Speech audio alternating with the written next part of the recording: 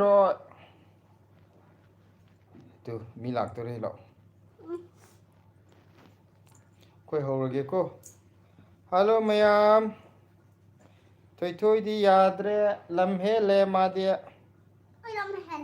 अखोई दी लाइफ हुजे होरे थोई थोई याव दबई मी कनाम चंगो यादरे मैम ब्लेसी उद्रदी मी जिंजे लाइफ चंगो यादे ब्लेसी ना सुन मुक्त न लेगरे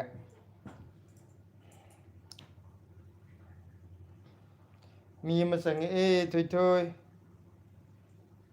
हेलो हाय लाओदना टाइनिंग दिया नंग याव रोइद्रो ला ला ला ब्लेसी लाइफ याव लरोय को मैम ngasi ब्लेसी अफाव साय मा लाइफ याव लरोय मा अफाव यम सारे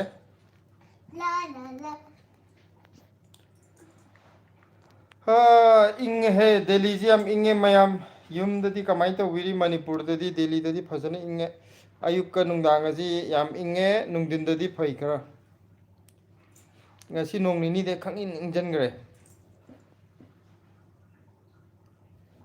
suni bola karam hello blessy blessy na bon hai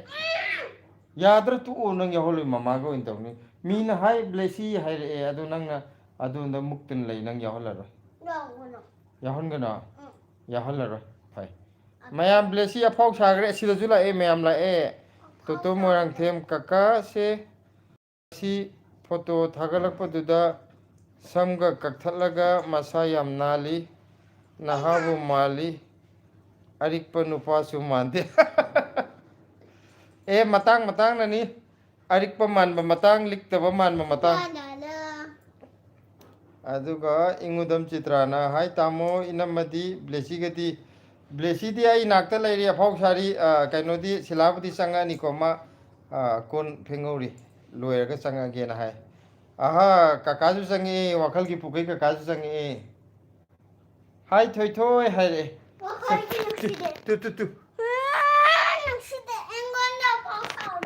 अस नगोंद काय अफाव सायबा मीना थोय थोय कौरागा नगोंद कना अफाव सायगे कना ना अफाव सायनो कना ना अफाव सायनो कना ना अफाव सायनो खाना लाइबदा सि अफाव सावरे असि कका ने मखा लैरिजे कका ना अफाव सावरे नगोंद कैम जो हाय दे कका हो तो चंग तंग नगोंद कम कना अफाव सायबा आई गिनी से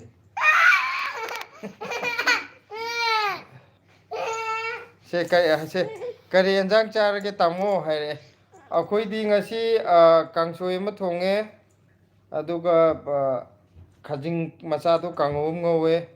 अदगी युमदगी इंजांग नापी खितंग पुबिरेना दुगी तिनों मानबी करी करा मयाम जानजले सिंगजूम तवे याम हाउ चागरे ngasi अदो चित्रा होइदी करी मथेल चारगे तो मोयंग them Blessy chalk चारबो sak ulao manipur tholakpada achapot leibidoi ko haji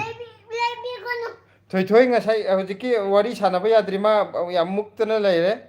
hojik pau hongna be yadi ngaktang lergadi ma changalake hojik wari sanaba yade ma mukhai le to kakana haije kari tawrge thoi thoi haire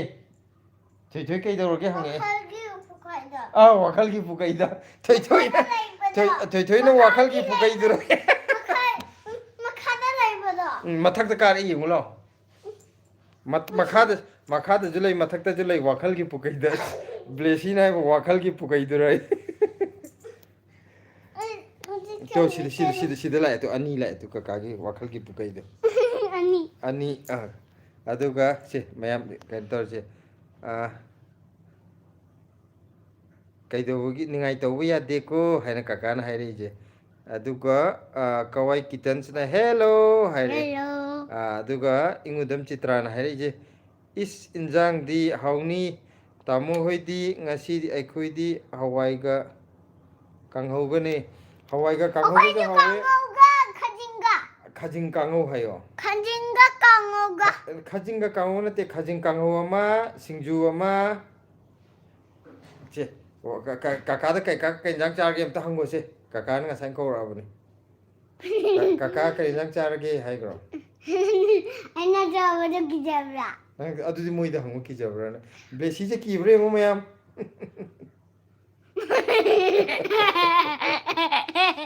ꯉꯥꯎꯁꯟꯅꯔꯝꯃꯤ ꯌꯥꯔꯦ ꯅꯪ ꯈꯨꯅꯣꯛꯇꯨ ꯍꯦꯟꯖꯜꯂꯦ ꯁꯦ ꯀꯀꯥꯅ ꯂꯞ ꯃꯌꯥꯝ ꯊꯥꯔꯛꯑꯦ ꯕ꯭ꯂꯦꯁꯤꯒꯤ ꯃꯥꯅꯦ ꯃꯥꯅꯦ sida wakhagi pukhoido 와칼기 부부의 카카도 makada leibdo si 아 wakhagi pukhoi isingda tabada ma kayno isingda tayo tu 오 마이 포토 이제네 마네 isingda abdo 이제 제 카카는 kayno 이제 마네 낭기 카카도네 토이토이 nungsibi my beautiful hai a beautiful ma jo ko koida pugani haide aku kokoi puni hai dia hai didi nahan kokoi pudini hai didi si kaka blessina kokoi puni hai dia ye saure ai chaude chaudra adudi hai gro saude na kaka da ai chaude adi kaka tu kaka na hai re yam ki jai thoi thoi hai nang no ji ki halu du ki jai hai re se kaino gi chitra gi message pa hogi se blessi nangbu khajing chaba hairabo hai madi khajing masadi kya chade khajing achaubudu ne magina mu khajing masadi chaba haitamne achaubudu di yam pame madi machaju pame achobaju pame koi kittens na haire ije blessi masi picture di yaugde na blessi gi mama haidera masi picture di yaugde na hai masi picture thoklaka dore aiju ising glass amta paibiro ma kaino torori thabo kitang loiselori he loisen maga changani majo nivarani laima pokpam haibko delhi da sum lairiro kayam kuirage laiba yam nuai video thagalakpo khuding hai thank you delhi da laibaje hana kuina lairame marakta mu atopa lamda khara mu kuina mu lairure simlada sahi tarahumdoi mu amu lairure aduga delhi da mu hojik sahi ahum khare hele sahi ahum makhai mu sure mu lairpa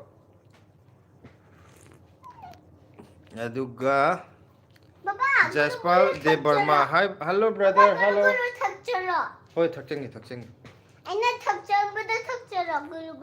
guru thakcharo adu kakana hai tu very good adu ne hai achabe ye sai adu paim so tungdela take sadra adu ni so dela papa sari ni khud guru dance panne ba hoi chi tungdela tungda so hello aku pakai papa anok tenang kau kai tu wakhagi pukai wakal gi pukai haje very good adu ne ba haje mathak tu laire mathak ta ju lai re kaka wakhagi pukai dai nuksire wakal gi pukai tu nungsi re aina wakhagi pukai dai aina kokoi pubi dai aina pubi dai mana pubi de ro koi pubi de ba aina kuch mana ingonda kuchamaga aduga aina pudai ba mana khut samde ba aduga nangna pubi de ba wa tarba kaka haje blessina khut sama pubi ni haje ji rengmai kai mathel chana rage hai wakhagi pukai akoi di ngasi kangsoi ma kango ma singju ma ako sing aku mi comment me am pa ge hoi lakani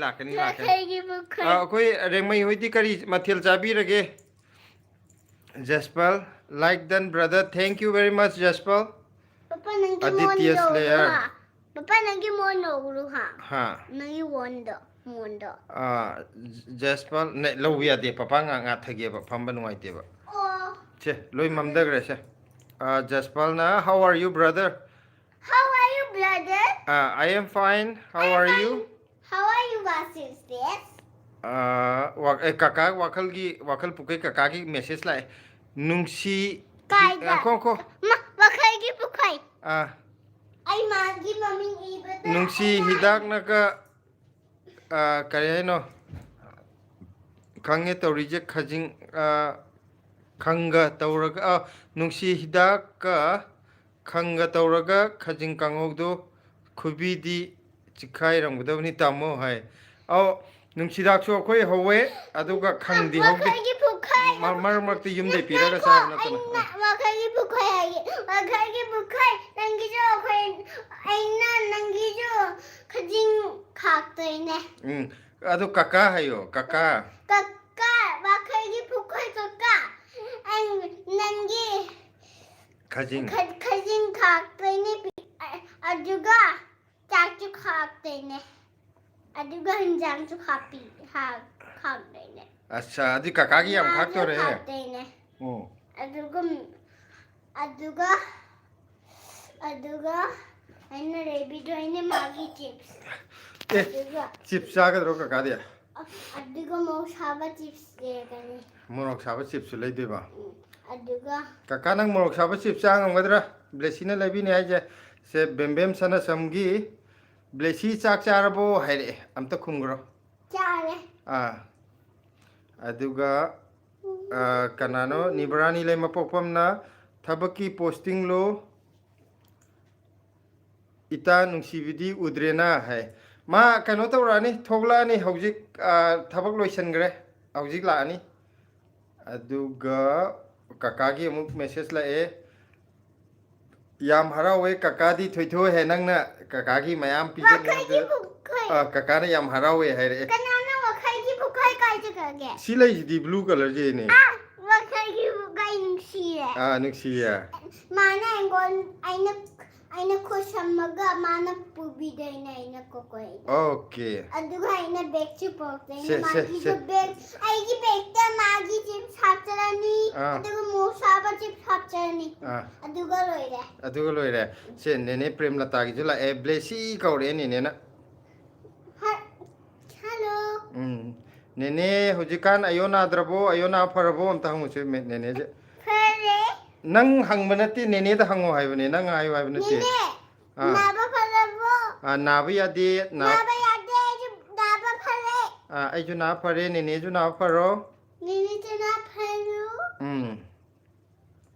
अदुगो सी सोनिया निंथौजम हाय ब्लेसी हाइरे काखलो माथा काखत दिया फजन फमगा वारी सागदने कुचिन chain बिया रोय comment पा कन तो live तो दे वाकई फुकाई काई खगे ओनते सोनिया निंथौजम ना हाय ब्लेसी हाना हाइरे वाकई फुकाई काई खगे वाकई फुकाई मखा द कमेंट यावरी मथंग मथंग पार कदुइने काजल सिंह राजपूत रेमैना वाकई फुकाई मखा होय से कांगसोई अमता नंग लेंगा कनो कांगसोई थरोई बोरा मोरक मेटपा Tengnoupal COTPA हौगतपा हैत्रे ngасidi as mathel jidi mai ta e adu aina khwaidi pamjabje sida yawrida tharoi ya pame khoi aduga atai kangsoi di khoi ga manare aduga tengno mami kotpa ju manare atai di tharoi di khoi ojare mai hoina hengre mathel di mai tare ojai ju koi kitans na blesi che wangang ba yamna haye ma khadrak to ju yam hairamne aduga khoi prem gi हाय काका दी चा करे है no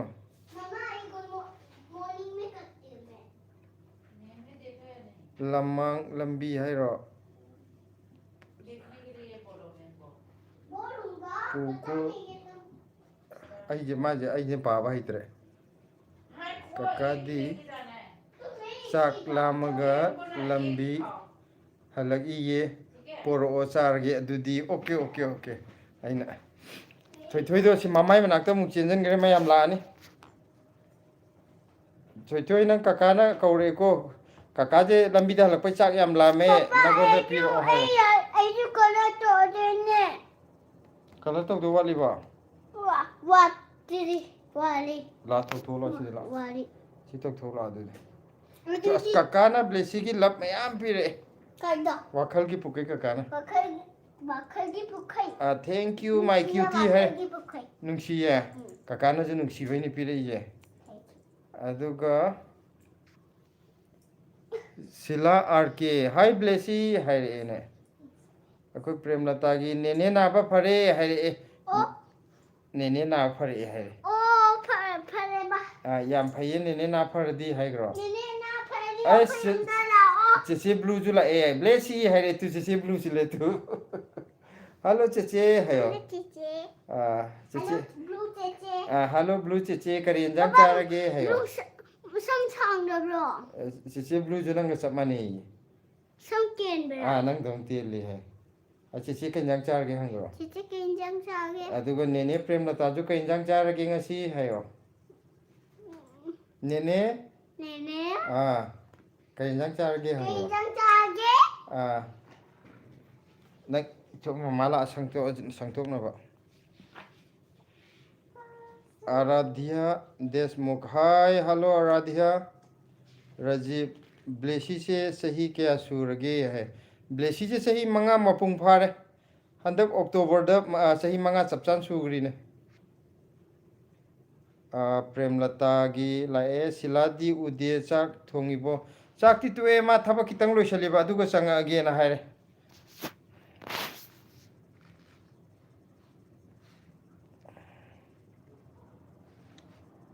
नौरबम Reena अस अखोई इचे रीना माले सिदी Blessy masak फजबना लोइरे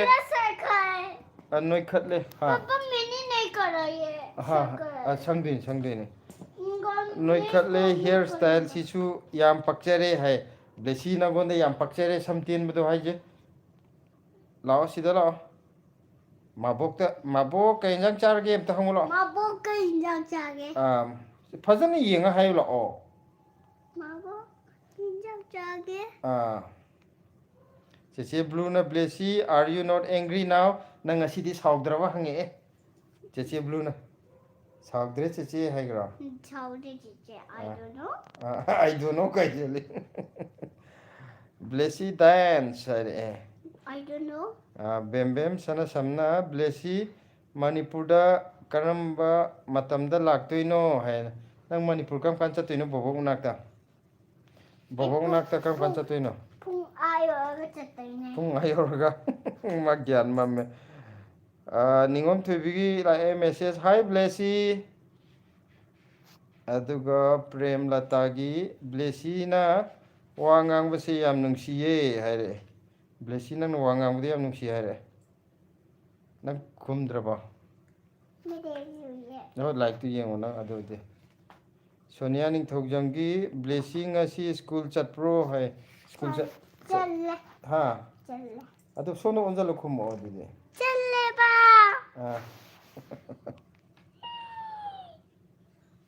rainbow राजकुमार हाय hi bye hello कंजंग चार गेंगसी से काकागी अमजुला ए काकाती चाक लामगा लंबीदा हलए पोरो चारगे हाय रे नंग नंग साइ काकादा चाक कैनो हाय बदो काका चारगे हाय रे ओ चा kai nang yeng di yeng akti aduga cheche blue na haje cheche gi hair di yamna long oye hai cheche di sam yam sange hai cheche na ne cheche blue gi sam di yam sange hai adu da uro ye cheche photo thar ko juna tana aduga cheche na always be happy Blessy hai yam nungai na layo hai je cheche na ne nungai na layu sauya de hai se maborina gi comment kai hano chawai kangsui chaye iron baga Blessy nung sibi hai mabor gi ju injang yam haure ko ani hero subda saham bun sanatumbi sangol sem che nene sanatumbi message la e pok yam haura me hai pok sai kano ta sangi ne aseng badi sam amubo ngak tane sang bane angau khara aduga Blessy na kainogi akhoi gi cheche blue gi don't be sad or don't be angry haje cheche na nang chawya de hara harau na layu haire je naurem tumbi mcha devi itau samdo amuba sango Blessy se masak yam phajiye haire Blessy nang sak yam phajiye ai samje kai akhoi kaino je 50 ke yor matung do isang ge dong adu matung da angang on thorage adu bokti dum sumai la helage na angang singi thok thak hai kanano angang singi thok thak hai jibo angang singi thok thak se khangbra khangde cheche Christina ne Come on. Hay mà cái dòng không biết tên hay mà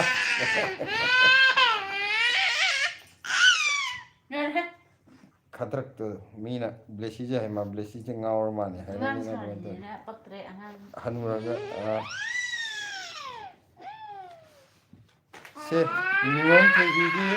blesi kari ensang charage Kaya to kai chukage. Naman po. mamana puri Sida yaw. kari ensang charage yi amta khumdokul thito machat pa ang kanyang charage kalau nang puro puro Lekhaw de gi lo ro so. tu amakad nang hajana chalo ka magi thok thak nang jungni na kok to thoi thoi lam hen badu ko ngok san no bada ma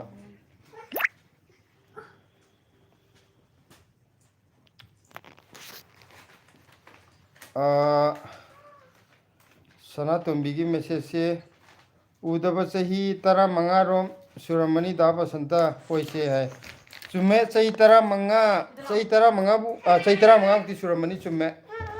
kuire aina muk simla leiringai delhi le bido bokta chai ahum makhai muk sujale hoji mo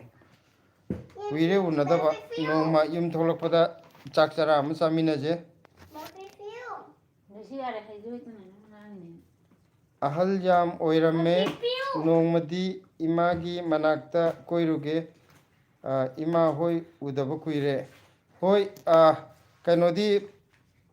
khangbar khangdaba nangdi khangbar khangdaba khangde babadi lagidraba 2018 da lagidre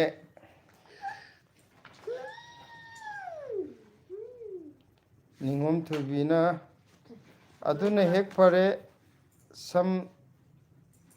aduna pare sen tingdana some white color sangba se sila nang sage uden hainar kuni hello sila mayam tu thabul re la Lu ku yandre. Man ji kai re angang ta dong na. chimban kan kari tu mayam se kwa umba man mulong ni kwa sa na ti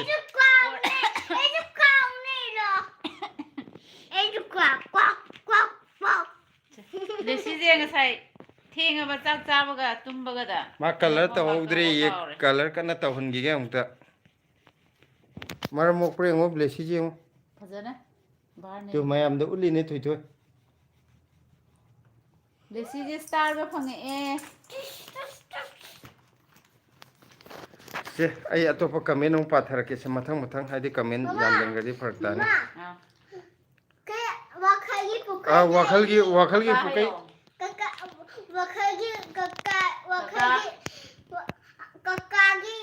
Wakagi pukaido ang gonda smiling ani piye. Fajana maram mo. Aduga ay maramoke. se kaka gi message par ke se wakhal pukai gi thoi thoi kaka ngasi di off lairage ko lambi dani na nungai tre hai hoi kaka hai Ay kaka.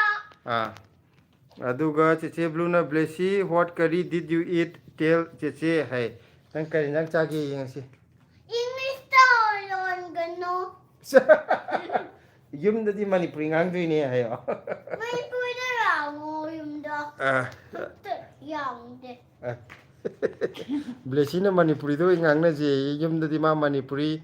school da na hindi ka english ka ado kari nang chagre hai do hai gro cheche da Jang char. nate nang kai nang chage ba Nang kai nyang chang sa ising. Ising jabra nang ba. Sing chaye. Ising thakpa ising na thakpa ha ga da ba. Sing na thakpa. Kang soi ja ye ji je hayo. Chawai kang soi ja ye. Ay kada toge. Chak am ki mai Ay blessy. kada to ba yung gayo. Mayam live chung bir iba mayam na akhoi screen isai screen sida double tap tawbiyo. ai di kaw Sa matonda like tawjano. ai di hai ba kawe live live jangbi ri ba mayam na akoi gi mobile tu da khupang na anirak tang thajan biyo isa isa gi mobile tu da aduga magic oina like to hanjo Mayam si kaw ya de ko. oh Nahan di 90 ga 5 la. 95 lagi bane ngasi 100 yo honje ba. 100 loira kan da yorok ne akoi na to ko da di 95 da to pa Mathang namnar ama le he. se mayam na khupak thajan bi re ko Mayam ai ningjang han be am hai ba. aduga ꯑꯩꯈꯣꯏ ꯁꯅꯥꯇꯣꯝꯕꯤꯒꯤ ꯑꯩꯗꯤ ꯂꯥꯏꯕꯛ ꯊꯤꯗ ꯅꯨꯄꯥꯁꯦ U ꯄꯥꯝꯃꯦ ꯈꯔ ꯀꯩꯅꯣ ꯐꯖꯅ ꯈꯜꯍꯧꯗ꯭ꯔꯕꯣ? U ꯄꯥꯝꯃꯦ ꯈꯔ ꯍꯥꯏꯗꯨ ꯇꯥꯔꯦ ꯑꯣ ꯌꯥꯝꯅꯗꯤ ꯕ꯭ꯂꯦꯁꯤ ꯄꯤꯊꯛꯎꯅꯨ ꯑꯔꯥꯝꯁꯦ ꯈꯤꯇꯪ ꯈꯤꯇꯪ ꯄꯤꯊꯛꯑꯣ ꯇꯞꯅ ꯇꯞꯅ ꯌꯥꯝꯅ ꯁꯨꯃꯥꯏꯅ ꯊꯛꯄꯗꯤ ꯁꯨꯃꯥꯏꯅ ꯐꯠꯇꯦ ꯇꯧꯔꯣ ꯈꯔ ꯈꯔ ꯊꯛꯄꯗꯤ ꯀꯩꯁꯨ ꯀꯥꯏꯗꯦ ꯇꯧꯔꯣ ꯑꯩꯈꯣꯏꯒꯤ ꯖꯤ ꯔꯦꯃꯩ ꯁꯤ ꯁꯨꯃꯥꯏꯅ ꯇꯧꯔꯣ ꯄꯣꯛꯀꯤ ꯋꯥꯗꯤ ꯈꯥꯝꯕ ꯉꯝꯗ꯭ꯔꯦ ꯑꯗꯨꯅꯤ ꯇꯧꯔꯤꯁꯦ ꯍꯧꯒꯦꯒ ꯍꯧꯖꯔꯁꯅꯨ ꯍꯧꯍꯜꯂꯕꯅꯤ ꯑꯩ ꯆꯞ ꯃꯥꯟꯅꯩ ꯑꯣꯖꯥ ꯑꯣꯖꯥꯒ ꯀꯔꯤꯝ ꯈꯦꯠꯅꯗꯦ ꯑꯗꯨꯒ ꯆꯦꯆꯦ ꯕ꯭ꯂꯨꯒꯤ Blessy are you a class topper ꯍꯥꯏꯌꯦ ꯊꯣꯏꯊꯣꯏ ꯅꯪꯅ ꯐꯥꯁ ꯇꯥꯕ꯭ꯔꯥ ꯑꯩ ꯀ꯭ꯂꯥꯁꯇ ꯄꯨꯡ ꯀꯌꯥ ꯍꯥꯏꯖꯤꯜꯂꯦ ꯑꯥꯏ ꯊꯤꯡ ꯈꯪꯗ꯭ꯔꯤꯗ ꯌꯨ ꯑꯥꯔ ꯍꯥꯏꯌꯣ ꯑꯦ ꯀ꯭ꯂꯥꯁ ꯍꯥꯏ ꯕ꯭ꯂꯦꯁꯤ ꯀꯤꯔꯥꯅ ꯍꯥꯏ ꯕ꯭ꯂꯦꯁꯤ ꯍꯥꯏꯔꯦꯀꯣ ꯑꯗꯨꯒ ꯅꯤꯉꯣꯝ ꯊꯣꯏꯕꯤꯅ ꯍꯥꯏ ꯁꯤꯂꯥ ꯍꯥꯏꯔꯛꯑꯦ ꯍꯥꯏ ꯆꯥꯛ ꯊꯣꯡꯉꯕꯣ? ꯁꯤꯁꯦ ꯕ꯭ꯂꯦꯁꯤꯗ ꯍꯥꯏ ꯇꯧꯔꯛꯇꯦ ꯍꯥꯏꯌꯦ ꯕ꯭ꯂꯦꯁꯤꯗꯁꯨ ꯍꯥꯏ ꯇꯧꯔꯛꯇꯦ ꯁꯤꯗ ꯑꯃꯨꯛ ꯍꯥꯏꯔꯛꯑꯦ ꯇꯨ ꯕ꯭ꯂꯦꯁꯤꯗ ꯍꯥꯏ ꯕ꯭ꯂꯦꯁꯤ ꯍꯥꯏ ꯍꯥꯏꯔꯛꯑꯦ ꯕ꯭ꯂꯦꯁꯤ ꯑꯃꯨꯛ ꯍꯥꯏꯔꯛꯑꯦ ꯑꯗꯨꯅꯦꯕ ꯀꯔꯤꯒꯤ ꯍꯦꯛꯇ ꯁꯥꯎꯅꯤꯡꯕ꯭ꯔꯣ? ꯁꯦ ꯀꯩꯅꯣꯝ ꯇꯧꯕꯁꯦ ꯃꯥꯒꯤ ꯌꯥꯎꯔꯛꯇꯕ ꯁꯨꯡꯌꯥ ꯌꯥꯗꯦꯀꯣ ꯃꯌꯥꯝ ꯃꯥ ꯄꯥꯜꯍꯧꯗꯕꯗꯕ ꯃꯥ ꯄꯩꯈꯤꯗꯣꯏꯅꯤ ꯁꯤ ꯌꯥꯗꯦ ꯁꯅꯥꯇꯣꯝꯕꯤꯅ ꯀꯩ ꯍꯥꯏꯅꯣ ꯑꯩ ꯇꯥꯗꯤꯌꯦ ꯕꯕꯥꯗ ꯄꯥꯎ ꯑꯃꯠꯇ ꯇꯥꯗ꯭ꯔꯦ ꯐꯥꯎꯅꯗ꯭ꯔꯦ ꯀꯅꯥꯝꯇ ꯑꯗꯨꯒꯤ ꯕꯕꯥꯗꯨ ꯃꯤꯁ ꯇꯧꯋꯦ ꯍꯥꯏꯗꯨꯅꯤ ꯑꯗꯣ ꯍꯣꯏ ꯕꯕꯥꯁꯨ ꯍꯥꯏꯗꯤ ꯑꯩꯈꯣꯏꯁꯨ ꯑꯩꯁꯨ ꯑꯝꯇ ꯎꯅꯕ ꯕ꯭ꯔꯣ ꯐꯪꯍꯧꯗ꯭ꯔꯦ ꯍꯥꯏꯗꯤ ꯈꯨꯗꯛꯇ ꯅꯥꯔ ꯈꯣꯠꯂ ꯂꯩꯈꯤꯗꯕ ꯕ꯭ꯔꯣ ꯅꯠꯇꯦꯕꯀꯣ ꯆꯠꯂꯣ ꯍꯥꯔꯠ ꯑꯦꯇꯦꯛꯇ करो करो ꯂꯩꯈꯤꯗꯕꯅꯦ ऐसे करो ꯈꯨꯗꯛꯇ मैं ऐसे ꯅꯥꯔꯝꯕ करो यहाँ से ꯅꯠꯇꯦꯕ ऐसे ऐसे ऐसे इस तरफ से यहाँ से ꯑꯩꯁꯨ ꯊꯦꯡꯅꯕ ꯐꯪꯍꯧꯗ꯭ꯔꯦ ꯍꯥꯏꯇꯥꯔꯦ ꯑꯗꯨꯒ ꯆꯦꯆꯦ ꯕ꯭ꯂꯨꯅ ꯁꯣꯔꯤ ꯑꯥꯏ ꯗꯤꯗꯤꯟ ꯐꯤꯅꯤꯁ ꯗ ꯀꯃꯦꯟꯠ ꯍꯥꯏꯔꯦ ꯁꯅꯥꯇꯣꯝꯕꯤꯅ ꯌꯨ ꯄꯥꯝꯕꯩ ꯃꯤꯗ ꯌꯨꯝ ꯄꯥꯜꯂꯦ ꯐꯖꯔꯦ ꯂꯥꯏꯕꯛꯁꯦ ꯍꯥꯏꯔꯦ ꯑꯩꯒꯤꯗꯤ ꯌꯨ ꯄꯥꯝꯗ꯭ꯔꯁꯨ ꯂꯥꯏꯕꯛ ꯑꯗꯨꯝ ꯐꯔꯤꯁꯤꯗꯤ ꯀꯩꯝꯇ ꯈꯦꯠꯅꯗꯦ ꯆꯦꯆꯦ ꯑꯩꯈꯣꯏꯒꯤ ꯂꯥꯏꯐꯁꯤꯗ ꯆꯪꯕꯤꯔꯛꯄ ꯃꯌꯥꯝꯅ ꯏꯁꯥ ꯏꯁꯥꯒꯤ ꯏꯁꯀ꯭ꯔꯤꯟꯗ ꯗꯕꯜ ꯇꯦꯞ ꯇꯧꯕꯤꯌꯣ ꯈꯨꯄꯥꯛꯅ ꯑꯅꯤꯔꯛ ꯍꯥꯏꯕ꯭ꯔꯣ ꯈꯨꯗꯣꯝꯕꯤꯅ ꯅꯝꯃꯁꯨ ꯌꯥꯔꯦ ꯑꯅꯤꯔꯛ ꯅꯝꯕꯤꯔꯒꯅꯦ ꯂꯥꯏꯛ ꯑꯝꯇ ꯑꯩꯈꯣꯏꯁꯦ ꯌꯦꯡꯅꯤꯡꯗꯦꯅ ꯈꯨꯄꯥꯛꯅ ꯃꯣꯕꯥꯏꯜꯗ ꯁꯦꯠ ꯁꯦꯠ ꯑꯅꯤꯔꯛ ꯊꯥꯖꯤꯜꯂꯁꯨ ꯌꯥꯔꯦ ꯃꯌꯥꯝ ꯑꯗꯨꯒ ꯂꯥꯏꯛꯁꯦ ꯌꯥꯝꯍꯟꯖꯦꯕ ꯆꯦꯆꯦ ꯕ꯭ꯂꯨꯅ ꯁꯣꯔꯤ ꯕ꯭ꯂꯦꯁꯤ ꯆꯦꯆꯦ ꯁꯣꯔꯤ ꯍꯥꯏꯔꯛꯑꯦ ꯅꯤꯉꯣꯝ ꯆꯦꯆꯦ ꯀꯩꯁꯨ ꯀꯥꯏꯗꯦꯌꯦ ꯍꯥꯏꯈ꯭ꯔꯣ ꯍꯥꯏꯌꯣ I uråkte. I har en tåre. ꯑꯁꯤꯗ ꯎꯔꯤꯁꯤꯗꯤ Jag har en tåre. ꯃꯥꯡ ꯁꯣꯔꯦ ꯃꯣꯖꯥ ꯑꯣꯏꯅ ꯂꯧꯊꯣꯛꯑꯣ ꯐꯨꯔꯤꯠꯇꯨꯗꯤ ꯂꯧꯊꯣꯛꯀꯅꯤ ꯐꯨꯔꯤꯠꯇꯨ ꯂꯧꯊꯣꯛꯀꯅꯨ ꯃꯣꯖꯥ ꯑꯣꯏꯅ ꯂꯧꯊꯣꯛꯁꯦ ꯑꯗꯨꯅꯦ ꯃꯃꯥꯅ ꯍꯥꯏꯕ ꯌꯥꯗꯗꯤ ꯑꯗꯨꯒ ꯅꯤꯉꯣꯝ ꯊꯣꯏꯕꯤꯅ ꯑꯩꯗꯤ ꯇꯧꯈ꯭ꯔꯦꯀꯣ ꯍꯥꯏꯔꯛꯑꯦ ꯅꯣꯛꯑꯒ ꯅꯤꯉꯣꯝ ꯊꯣꯏꯕꯤ ꯈꯨꯄꯥꯛ ꯊꯥꯈ꯭ꯔꯦ ꯍꯥꯏꯔꯤꯌꯦ ꯑꯣ 16 ꯁꯨꯈ꯭ꯔꯦꯍꯦ ꯍꯧꯖꯤꯛ 14 ꯂꯩꯔꯝꯃꯗꯒꯤ ꯔꯟꯙꯨꯅꯤ ꯃꯌꯥꯡꯂꯝꯕꯝ ꯍꯥꯏ ꯍꯥꯏꯔꯛꯑꯦ ꯔꯟꯙꯨꯅꯤꯅ ꯑꯗꯨꯒ ꯆꯦꯆꯦ ꯕ꯭ꯂꯨꯅ ꯕ꯭ꯂꯨ ꯆꯦꯆꯦꯁꯦ ꯏꯪꯂꯤꯁ ꯌꯥꯝꯅ ꯏꯕ ꯍꯩꯇꯕ ꯍꯥꯏꯌꯦ Hejo. ꯍꯩꯌꯣ ꯌꯥꯔꯦ ꯁꯤ ꯁꯤ ꯊꯣꯏꯊꯣꯏꯅ ꯍꯩꯌꯣ ꯍꯥꯏꯔꯤꯌꯦ ꯁꯅꯥꯇꯣꯝꯕꯤꯅ ꯄꯨꯡ ꯀꯌꯥ ꯇꯥꯔꯦ ꯃꯤꯅꯤꯠ 5 ꯅꯪ ꯀꯩꯅꯣꯒꯤꯗ ꯇꯩꯗꯣꯏꯔꯥ ꯃꯥꯒꯤꯗ ꯌꯥꯔꯦ ꯑꯗꯨ ꯂꯧꯊꯣꯛꯑꯗꯤ ꯑꯗꯨꯝ ꯌꯥꯕꯅꯦ ꯁꯅꯥꯇꯣꯝꯕꯤꯅ ꯄꯥꯔꯛꯀꯅꯨ ꯏꯀꯥꯏ ꯃꯦꯁꯦꯖꯁꯦ ꯆꯦ ꯁꯤꯂꯥ ꯃꯃꯥꯡꯗꯕꯨ ꯁꯨ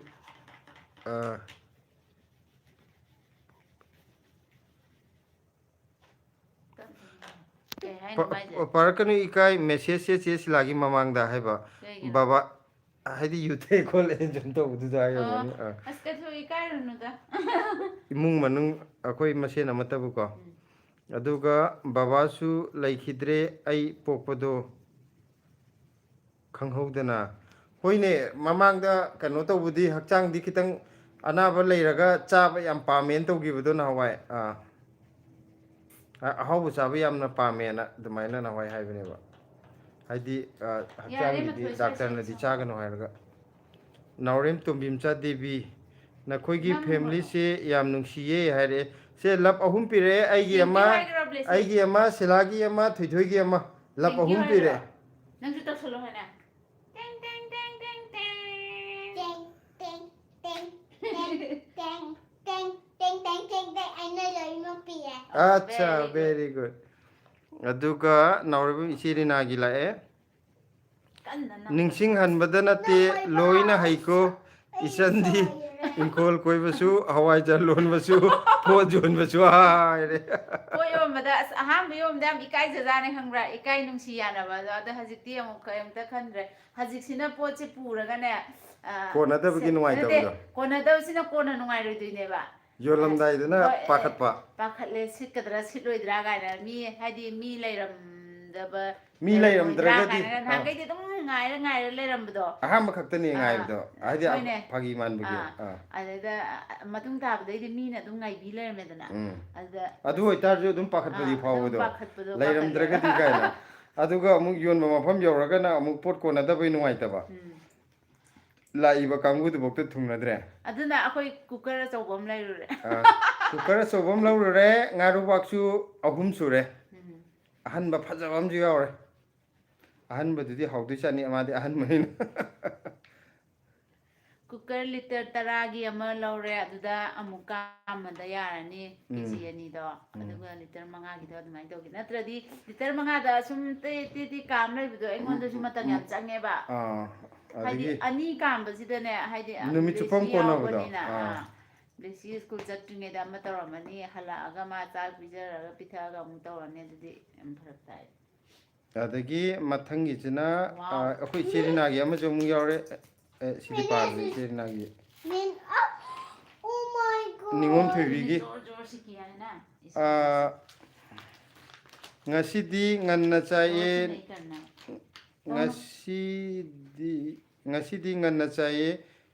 noi dada do night taye aduna nganna जोर से charga chatle heba chak chabdo ngasidi night tabugi nganna chare heba समो समो aduga cheche blue na blessy kaure blessy jama homework kana tawri me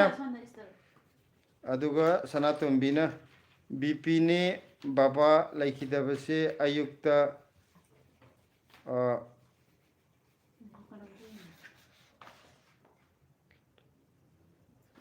ayukta pukhale nungdang wairamda pung manga da laite hai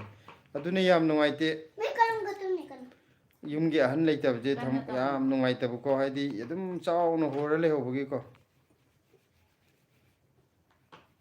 thoi khumanna chak charobo tamuga chega se haire चाक चारे चकचा तोपगने life थारैजे thoi hoidi kenjang chare चारब्रा irom selina hai ko blessy se yam nungsiye haire Selina से कई लमदैनो अतुगा वाखल की पुकई कका जे अमुक चंगे मा लंबी दे लयबदु योरा चला इतै मला अमेने हायरे इतै मामा हिंगा बिला हवाई जर्सी ला योरे कनारा आइने हायने दा ai mai ta foggy gun लाके बेसी साइड त चलन को ओके ग्लोबल ने इरे बेस्ट कपल न थाबिरे थैंक यू अदुगा काका की मैसेज हम जुला है काका की वाखल पुकैदो इतै मसे ngasi खरा फज थोमेदा तामोना समतेना ककलगा नाहाव ओंथोकलमबगी मालिदा नो इतै मला आगा पाथोरगे ममाई ताथोप संगी फज थोमे हाइबदुदा ममाई ओंतंग ताथोगी अदु ओइतारदि खरा मु हेलनी ना अखोइ सनातोंबिगी चे सिला से याम चमजये चौथोकचदे सावबसु उद्री अदुम नु ए फैये पुक हाय मागी मतंग दा हाय अजिदी मा लागा ओइना पाजरजनो बोइसा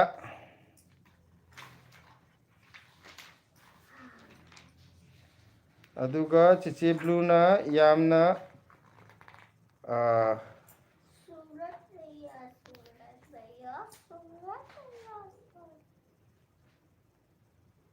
यामना कॉल ओये मणिपुर से एन होय होय ब्लेसी इंग्लिश इबा हाइबो ओइरगे हाय कनोने सी दिल्ली द याम इंगे अखोय सनातोंबिगी अबेम से मसक यामना फजये अंगांग से नुंगसिये चे सिला हवाई जार चानिंगी को हाउनी उबदा hayeng yum thulaga akoi kaino je ko YouTube ki family mayam je hawai silana hawai jar gift tawni habne Sisi Blue na Blessy की डिमांड है Blessy की डिमांड है रे सीधा ले रे Blessy में आप माँ होम वर्कन तो रही है जोश ना sweet family God bless you thank you Josh Blue na Blessy चेचे सु नंगुम बने है रे अदुगा बबीता ले में पुकपम good फबा वाफम नी हवाई की थबक है रे mayam sum atai di ngai ba ngai dab du tongan ba moi garaga akhoi bu ngai birami ba kangu du da bok sum thungna dab du da nuai ta ba akhoi na pot hawajar yol chapdu lairami ba mi gai du khak tam ba da minute 30 muk change du ga dum loi re kona da ai de hekta kona de ba ko kona da bai je lairami ba mi gai du na ai mari loge manga loge ga hai bu kona dab da gi as ani dang lo ro ahum dang lo ro da mai to ba ada akhoi ju liter manga ki cooker du tit kam lai bani sila jo angang no biga kano to hoga matam do phang da ba se so son di yeng la se mi comment me am phire ye kaka ju kam mi yawar da no comment da Hemapati khangem yaw kan ya ko si mayang ni jam ta pa ge Hemapati khangem bam hai je yam nung si hai re blue chiche a chiche blue gi yaw re si ma bogri na gi je phaiye yam na puo kona da bado nungaite yomsillaga laibado kayam nungai yengwada yam sitliko hai ka papa si pani nang adu chinda fazal ta ni kamai pa de ba chiche blue na Blessy chiche se yam na kol oye chiche di yam ingi hai ada kaida Manipur da kaida Manipur da inge long li channel hai ni ako se amta page se Delhi Europe handak 16 da itaw Delhi Europe handak 16 da itaw wi laone itaw thengnar ji laone laage hekta thengnab je farak ta na gi sum thengnadre angang je itaw gi angang pore ha kaka gi angang je por ka dune se kan Blessy na angang je por hoi angang je polo kaka gi na naum lei bedo chào bữa nay anh đi không có tôm bị bệt đâu aduga Sanatombi na dukan su to e si sila sahi manga muk lairaga thengna se angang khara chawraga thengna se akoi yumda bu thola di adum thengna ba yaida khangembam tomthin ngan ba hai re ko thoi kuman hangam chare film yengba chatluge tauri hai kari film yengudoi no thoi kuman hogi ningom thoi na boicha nangi wata sidi lamhuina angur sille du tare angur na kaya boicha ju boicha thokpa ma ju mayam mak te tindi tinjaning tin badi phangda ko akhoi gi kachinam da dum leija janu ma ju tan thokpi ju phatte aduna mayam mamang da ju yahon baya da tan thokpi ju nungai ta kachinam da tumina lehla loy au aduga akhoi Sanatombi gi imungda laiminadana kokse mi punda imungda laimandana kokse mi punda bai hojikti loire Delhi se miss tawe haine adune Delhi da lairambadu yam nungai matamdo Manipur history Arabic haibro Arabic ti haite Sanatombi na isa nupana ahal ne class 1 tamme nupi sina UKG ne 1 ka dore adudi angang bi khara chawre phare yamna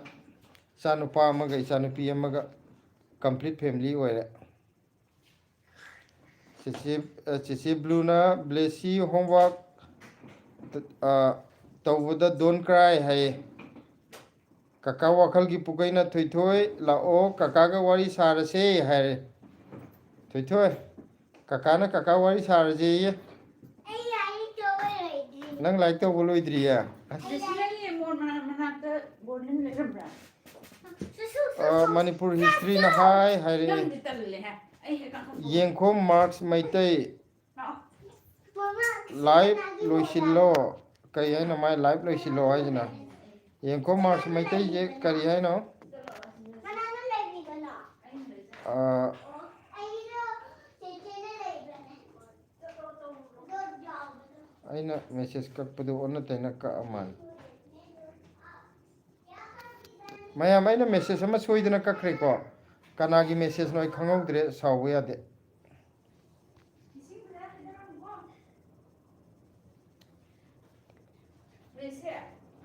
Manipur history na aidi Arab ta laiye haiba okay kayam kuirage Arab ta laiba kamai tawi mafam dudi akoidi taman dai hena chatpadi amta chatrimni na Cheche Blue na Cheche chu class topper ne by smart blessy haire Bye. aduga se kakana kaure thoi thoi ana kaure se amta kumdo koro se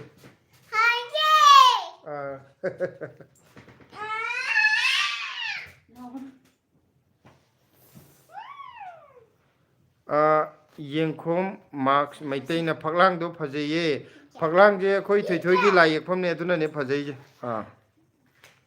Manipur history na ai gi di padre aina soidana comment ama delete tawgibado oiramdo male war ai soidana ama delete tawthokibani khutna number da soigiba Sanatombi blessy se masak yam nungsiye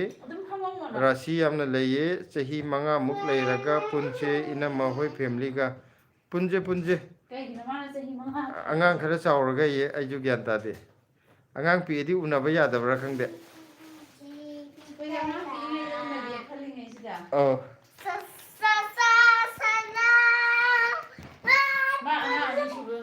angang ni shu haba angang du loi pi haba amna class 1 amani UKG 1 ka de ba ado angang ai shu ne senab di waram ni ba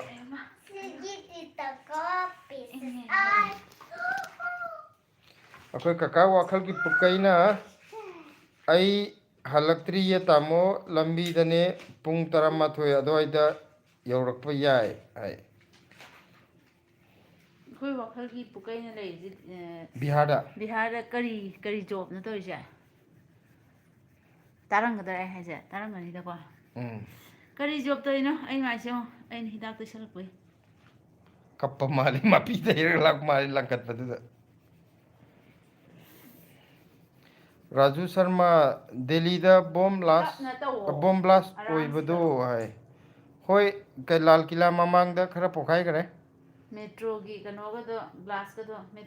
metro station gi glass to yam kan ba man le men na ai na ji ko adu kai hai ro adu di akan bane Cheche Blue natrasu Cheche happy ko ho hai Cheche happy ko we ye Cheche Blue je Cheche Blue je kai lam dai no nahan kana maming de yam ningsi maming am hair kimne ka yunako da tammen tarbudo nti da kai lam dai no hangi bai na Cheche Blue je kari lam dai no kari laikai dai no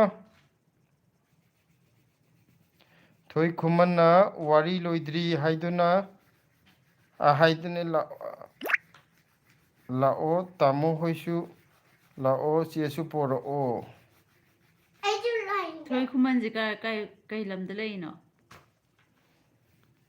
masin ma yeng jakani hai ke bune kai side da lei ra ba khangde adudi hala ani hangro Jerina gi ai thoge ko ipwa hoi che potha biru roi ma kai no men kai no sir ai Delhi da lai amuktang unase haiba kana no se man batarai hai mai maming je ai hindi gi mi oi bani ngor yaye nongma unase kaino tamo aigi kha thabo werdi tamo ina ko buyo sar ko je nuaite haidi akoi isin naw di dada akoi ge kaka ko gera tamo ko gera admai ko na jeba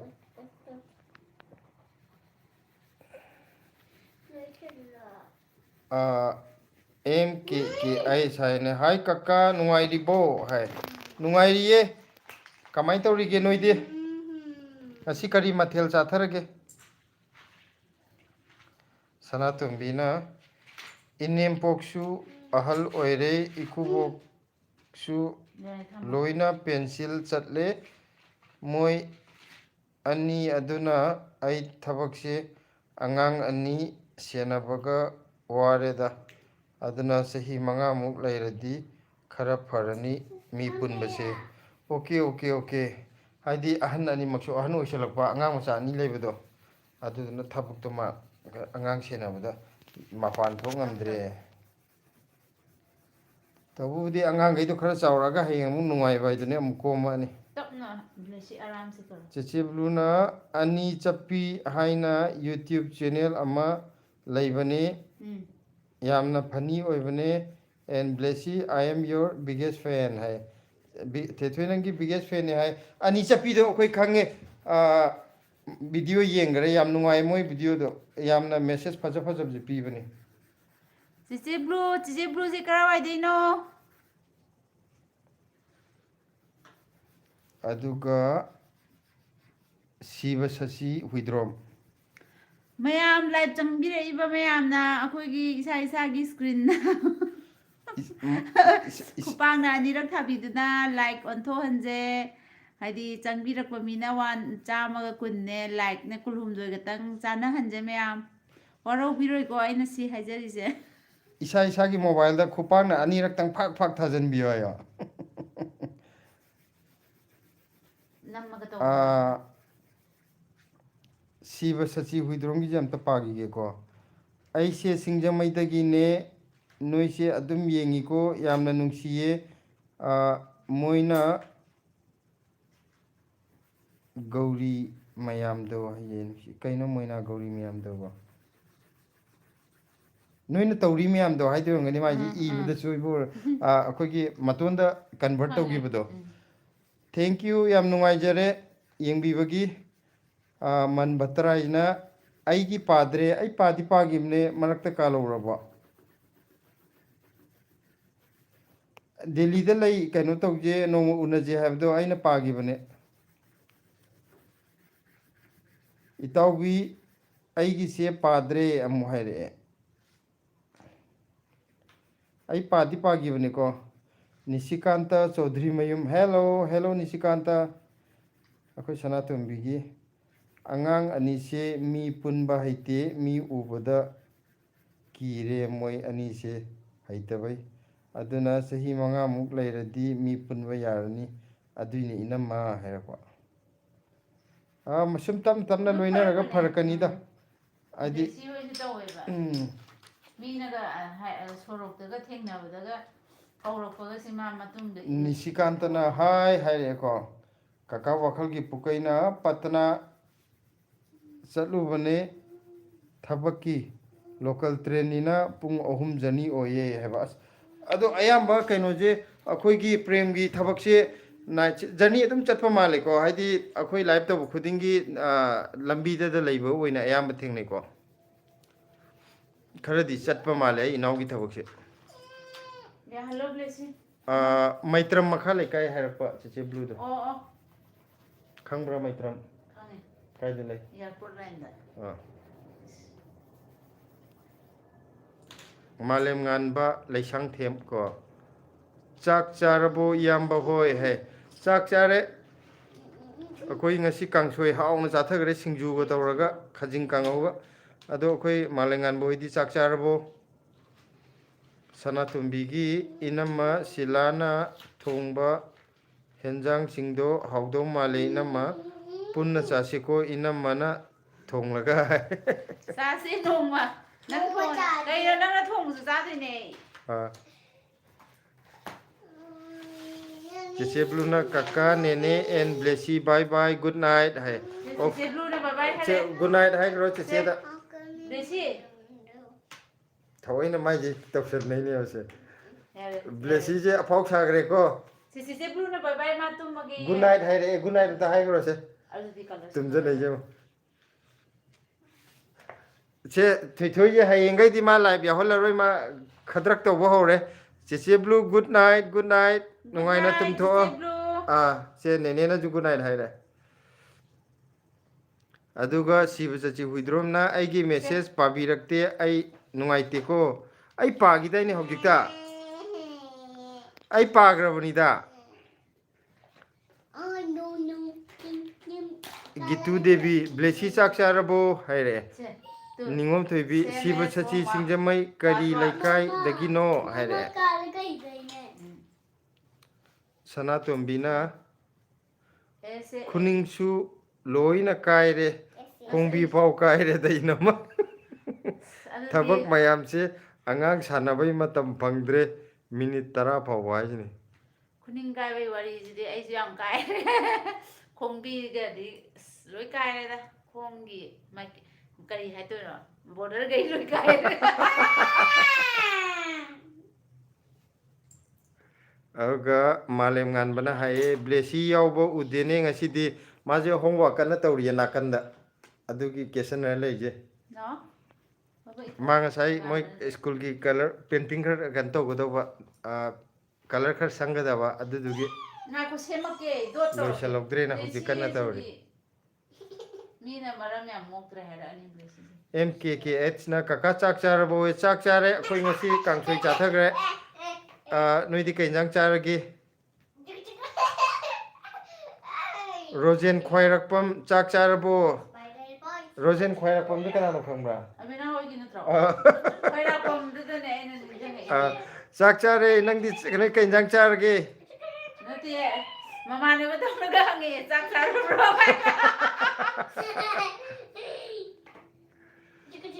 ꯑꯗꯨꯒ ꯑꯩꯈꯣꯏ ꯁꯅꯥꯇꯣꯝꯕꯤ ꯁꯒꯣꯜꯁꯦꯝꯒꯤ ꯏꯅꯝꯃ ꯀꯦꯌꯣ ꯗꯗꯥ ꯕꯁꯟꯇꯅ ꯍꯦꯟꯒꯦ ꯍꯦꯜꯂꯦ ꯉꯁꯤꯗꯤ ꯁꯝ ꯀꯛꯄ ꯌꯥꯏꯔꯤ ꯏꯅꯝꯃꯅ ꯅꯣꯏ ꯗꯥ ꯕꯁꯟꯇꯅ ꯑꯩ ꯀꯦꯒꯦ ꯌꯥꯗꯦ ꯋꯥ ꯂꯣꯏꯔꯦ ꯀꯅꯥ ꯌꯦꯡꯉꯛꯇꯣꯔꯤꯒꯦ ꯀꯦꯔꯨ ꯌꯥꯄꯣꯖꯥꯠ ꯅꯠꯇꯦ ꯑꯗꯨꯒ ꯏꯅꯝꯃꯅ ꯑꯍꯟ ꯃꯥꯟꯈ꯭ꯔꯦꯀꯣ ꯑꯩ ꯑꯃꯨꯛ ꯑꯍꯟ ꯃꯥꯜꯂꯒꯦ ꯃꯥ ꯑꯃꯨꯛ ꯑꯉꯥꯡ ꯑꯣꯟꯊꯣꯛꯍꯜꯂꯒꯦ ꯁꯤ ꯍꯧꯒꯠꯂꯛꯑꯣ ꯁꯤ ꯇꯧꯊꯣꯛꯑꯁꯦ ꯗꯥꯏꯃꯟ ꯐꯟꯁ ꯍꯥꯏꯌꯦ ꯕ꯭ꯔꯣꯒꯤ ꯂꯥꯏꯐꯁꯦ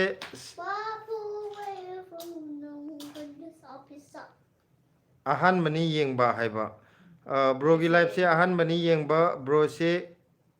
ꯀꯩꯀꯩ ꯀꯟꯇꯦꯟ ꯇꯧꯒꯦ ꯈꯪꯗꯕꯩ ꯍꯪꯕꯅꯦ ꯍꯥꯏ ꯑꯩꯈꯣꯏꯗꯤ ꯆꯨꯝꯅ ꯐꯦꯃꯤꯂꯤꯒꯤ ꯕ꯭ꯂꯣꯛ ꯍꯥꯏꯇꯥꯔꯦ ꯑꯩꯈꯣꯏ ꯇꯦꯔꯦꯁ ꯒꯥꯔꯗꯦꯟ ꯃꯆꯥ ꯑꯃ ꯑꯩꯈꯣꯏꯒꯤ ꯃꯊꯛꯇ ꯌꯨꯝꯊꯛꯇ ꯈꯤꯇꯪ ꯄꯣꯠ ꯆꯩ ꯊꯥꯖꯔꯤ ꯑꯗꯨꯒꯤ ꯑꯌꯥꯝꯕ ꯁꯦꯝꯈꯤꯕꯅꯦ ꯍꯥꯏꯗꯤ ꯃꯌꯥꯝꯅ ꯈꯔ ꯈꯔ ꯅꯨꯡꯁꯤꯕ ꯌꯦꯡꯕꯤꯕꯁꯦ ꯄꯣꯠ ꯆꯩꯒ ꯁꯨꯝ ꯊꯥꯕꯗꯣ ꯍꯥꯏꯗꯤ ꯁꯤꯗ ꯗꯦꯜꯂꯤꯗꯗꯤ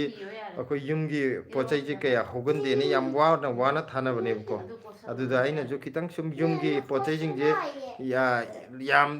ꯌꯥꯝꯗꯕꯤꯗ ꯃꯈꯜ ꯁꯨꯅꯕ ꯈꯖꯤꯛ ꯈꯖꯤꯛ ꯁꯨꯝ ꯊꯥꯖꯕ ꯑꯗꯨꯗꯒꯤ ꯁꯨꯝ ꯃꯌꯥꯝꯅ ꯅꯨꯡꯁꯤꯕꯤꯕꯗ ꯌꯦꯡꯕꯤꯕꯅꯦ ꯍꯥꯏꯇꯥꯔꯦ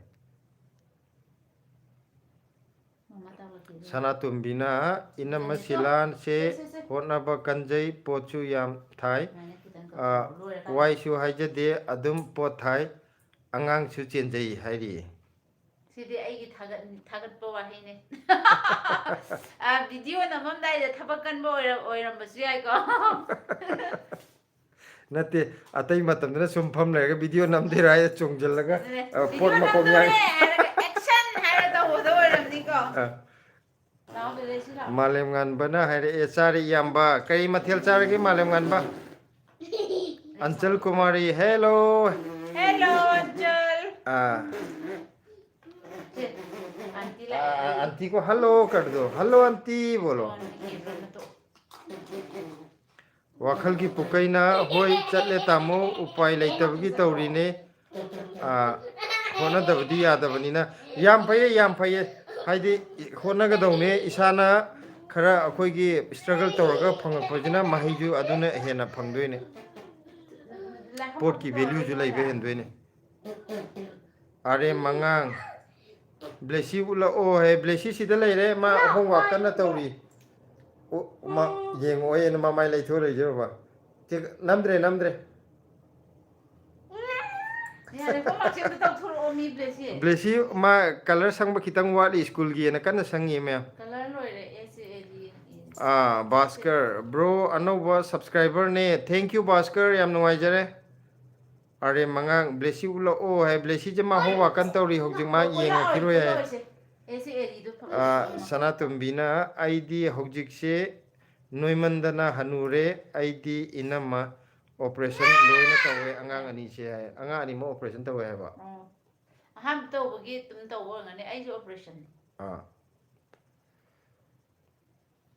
Nausha hello yamba hawaijardo chara ama chaninge hai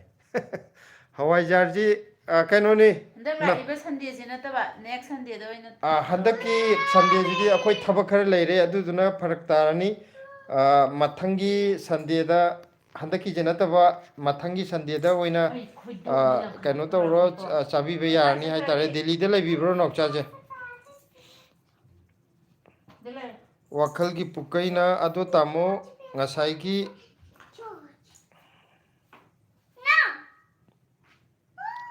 ngasaigi makto padriba maliko message to haide maje ado tamo ngasaigi message to padriba maliko karma message no ai ayam di mai padi pagi budi maleda chithau bu yor sala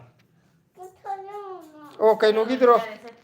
nangna natai mai maram da hair kibdo wakhalgi pukaina ama kano tawni irakpane aina nangla pahange haba adugi ormani ai amta hankala pa utorake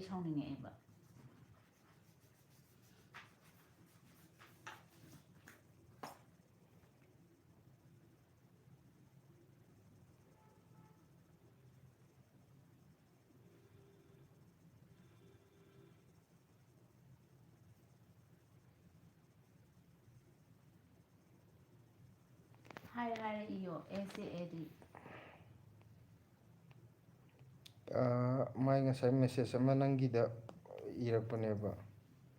aina adudi silagi nina natai mala akanda kano tawrage na haigibani adu kano do kada leigre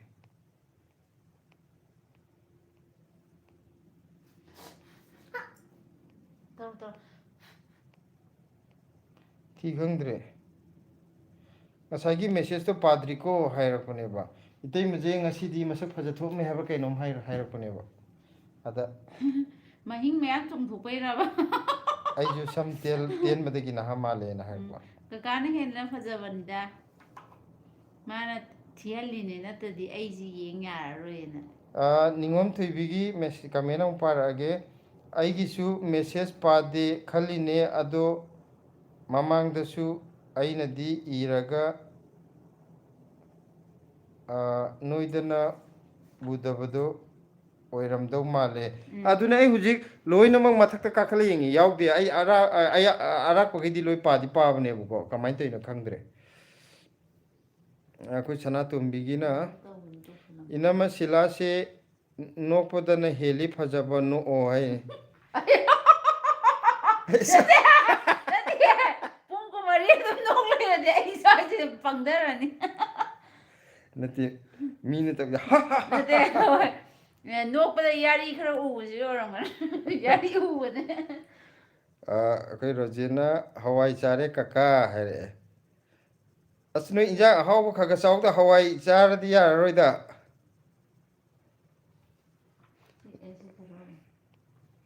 natraga ngasi khag hawai chabo chala haw na ayam charga angang ai di tumna grabo dana oina ichega dadaga gi contact number pame yardi amta pibi yo hai dana oina amje kara wai degi no lam haidadi piroi lam hana haido o haido kaino lam hana haido ka dong niko phagi tone Delhi da leibro dana oina amje lem dong wale ai chumiko dana hai niko ai haidi mai kyam kupani na amuk sharan turan pavne ba ningom thoibi na haire blesi mabokti hayeng yum chatore winter gi ahaw ba charudore ado yum yoradi live khara yawba phangladori phangloidori nungaite hai ningom thoibi ji karam ꯑꯣ ꯅꯤꯉꯣꯝ ꯊꯣꯏ ꯑꯩꯅ ꯅꯤꯉꯣꯝ ꯊꯣꯏꯕꯤ ꯍꯥꯏꯗ ꯉꯥꯛꯇꯪ ꯉꯥꯎꯔꯅꯦ ꯀꯩꯅꯣꯗꯤ ꯅꯦꯅꯦ ꯕꯦꯡꯒ꯭ꯂꯣꯔꯒꯤꯗꯨꯅꯦ ꯁꯤꯗꯤ ꯑꯩꯅ ꯋꯥꯈꯜꯁꯦ ꯉꯥꯛꯇꯪꯗ ꯆꯥꯏꯕ ꯋꯥꯅꯤꯗ ꯁꯅꯥꯇꯣꯝꯕꯤ ꯖꯦꯀꯤꯁꯨ ꯅꯨꯄꯤ ꯊꯤꯈ꯭ꯔꯦ ꯆꯍꯤ 2 ꯁꯨꯔꯦ ꯑꯦ ꯄꯥꯎ ꯑꯝꯇ ꯇꯥꯟꯅꯈꯤꯗ꯭ꯔꯕꯅ ꯑꯝꯇ ꯈꯪꯗꯦ ꯃꯥꯗꯤ ꯀꯗꯥꯏ ꯌꯨꯝꯗ ꯃꯅꯤꯄꯨꯔꯗ ꯑꯗꯨꯝ ꯂꯩꯕ꯭ꯔꯣ ꯀꯃꯥꯏꯅ ꯇꯧꯒꯦ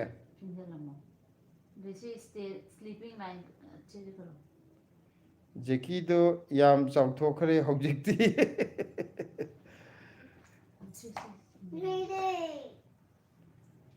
ꯀꯦ ꯑꯩꯁ ꯑꯟꯖꯂꯤ ꯀꯀꯥ ꯆꯥꯛ ꯆꯥꯔꯕꯣ ꯍꯥꯏꯔꯦ ꯆꯥꯔꯦ ꯑꯩꯈꯣꯏ ꯀꯦ ꯑꯩꯁ ꯑꯟꯖꯂꯤꯁꯦ ꯑꯩꯈꯣꯏ ꯈꯥꯡꯉꯦꯝꯕꯝꯒꯤ ꯑꯉꯥꯡ ꯀꯩꯅꯣꯗꯣ ꯃꯥꯜꯂꯦ ꯑꯟꯖꯂꯤ ꯃꯥꯜꯂꯦ ꯆꯥꯛ ꯆꯥꯔꯦ ꯅꯪꯗꯤ ꯆꯥꯛ ꯆꯥꯔꯕꯣ ꯁꯅꯥꯇꯣꯝꯕꯤ ꯁꯪꯒꯣꯜꯁꯦꯝ ꯇꯥꯃꯣꯁꯨ ꯃꯆꯥ 2 ꯁꯨꯈ꯭ꯔꯦ ꯍꯥꯏ ꯐꯔꯦ ꯐꯔꯦ ꯐꯔꯦ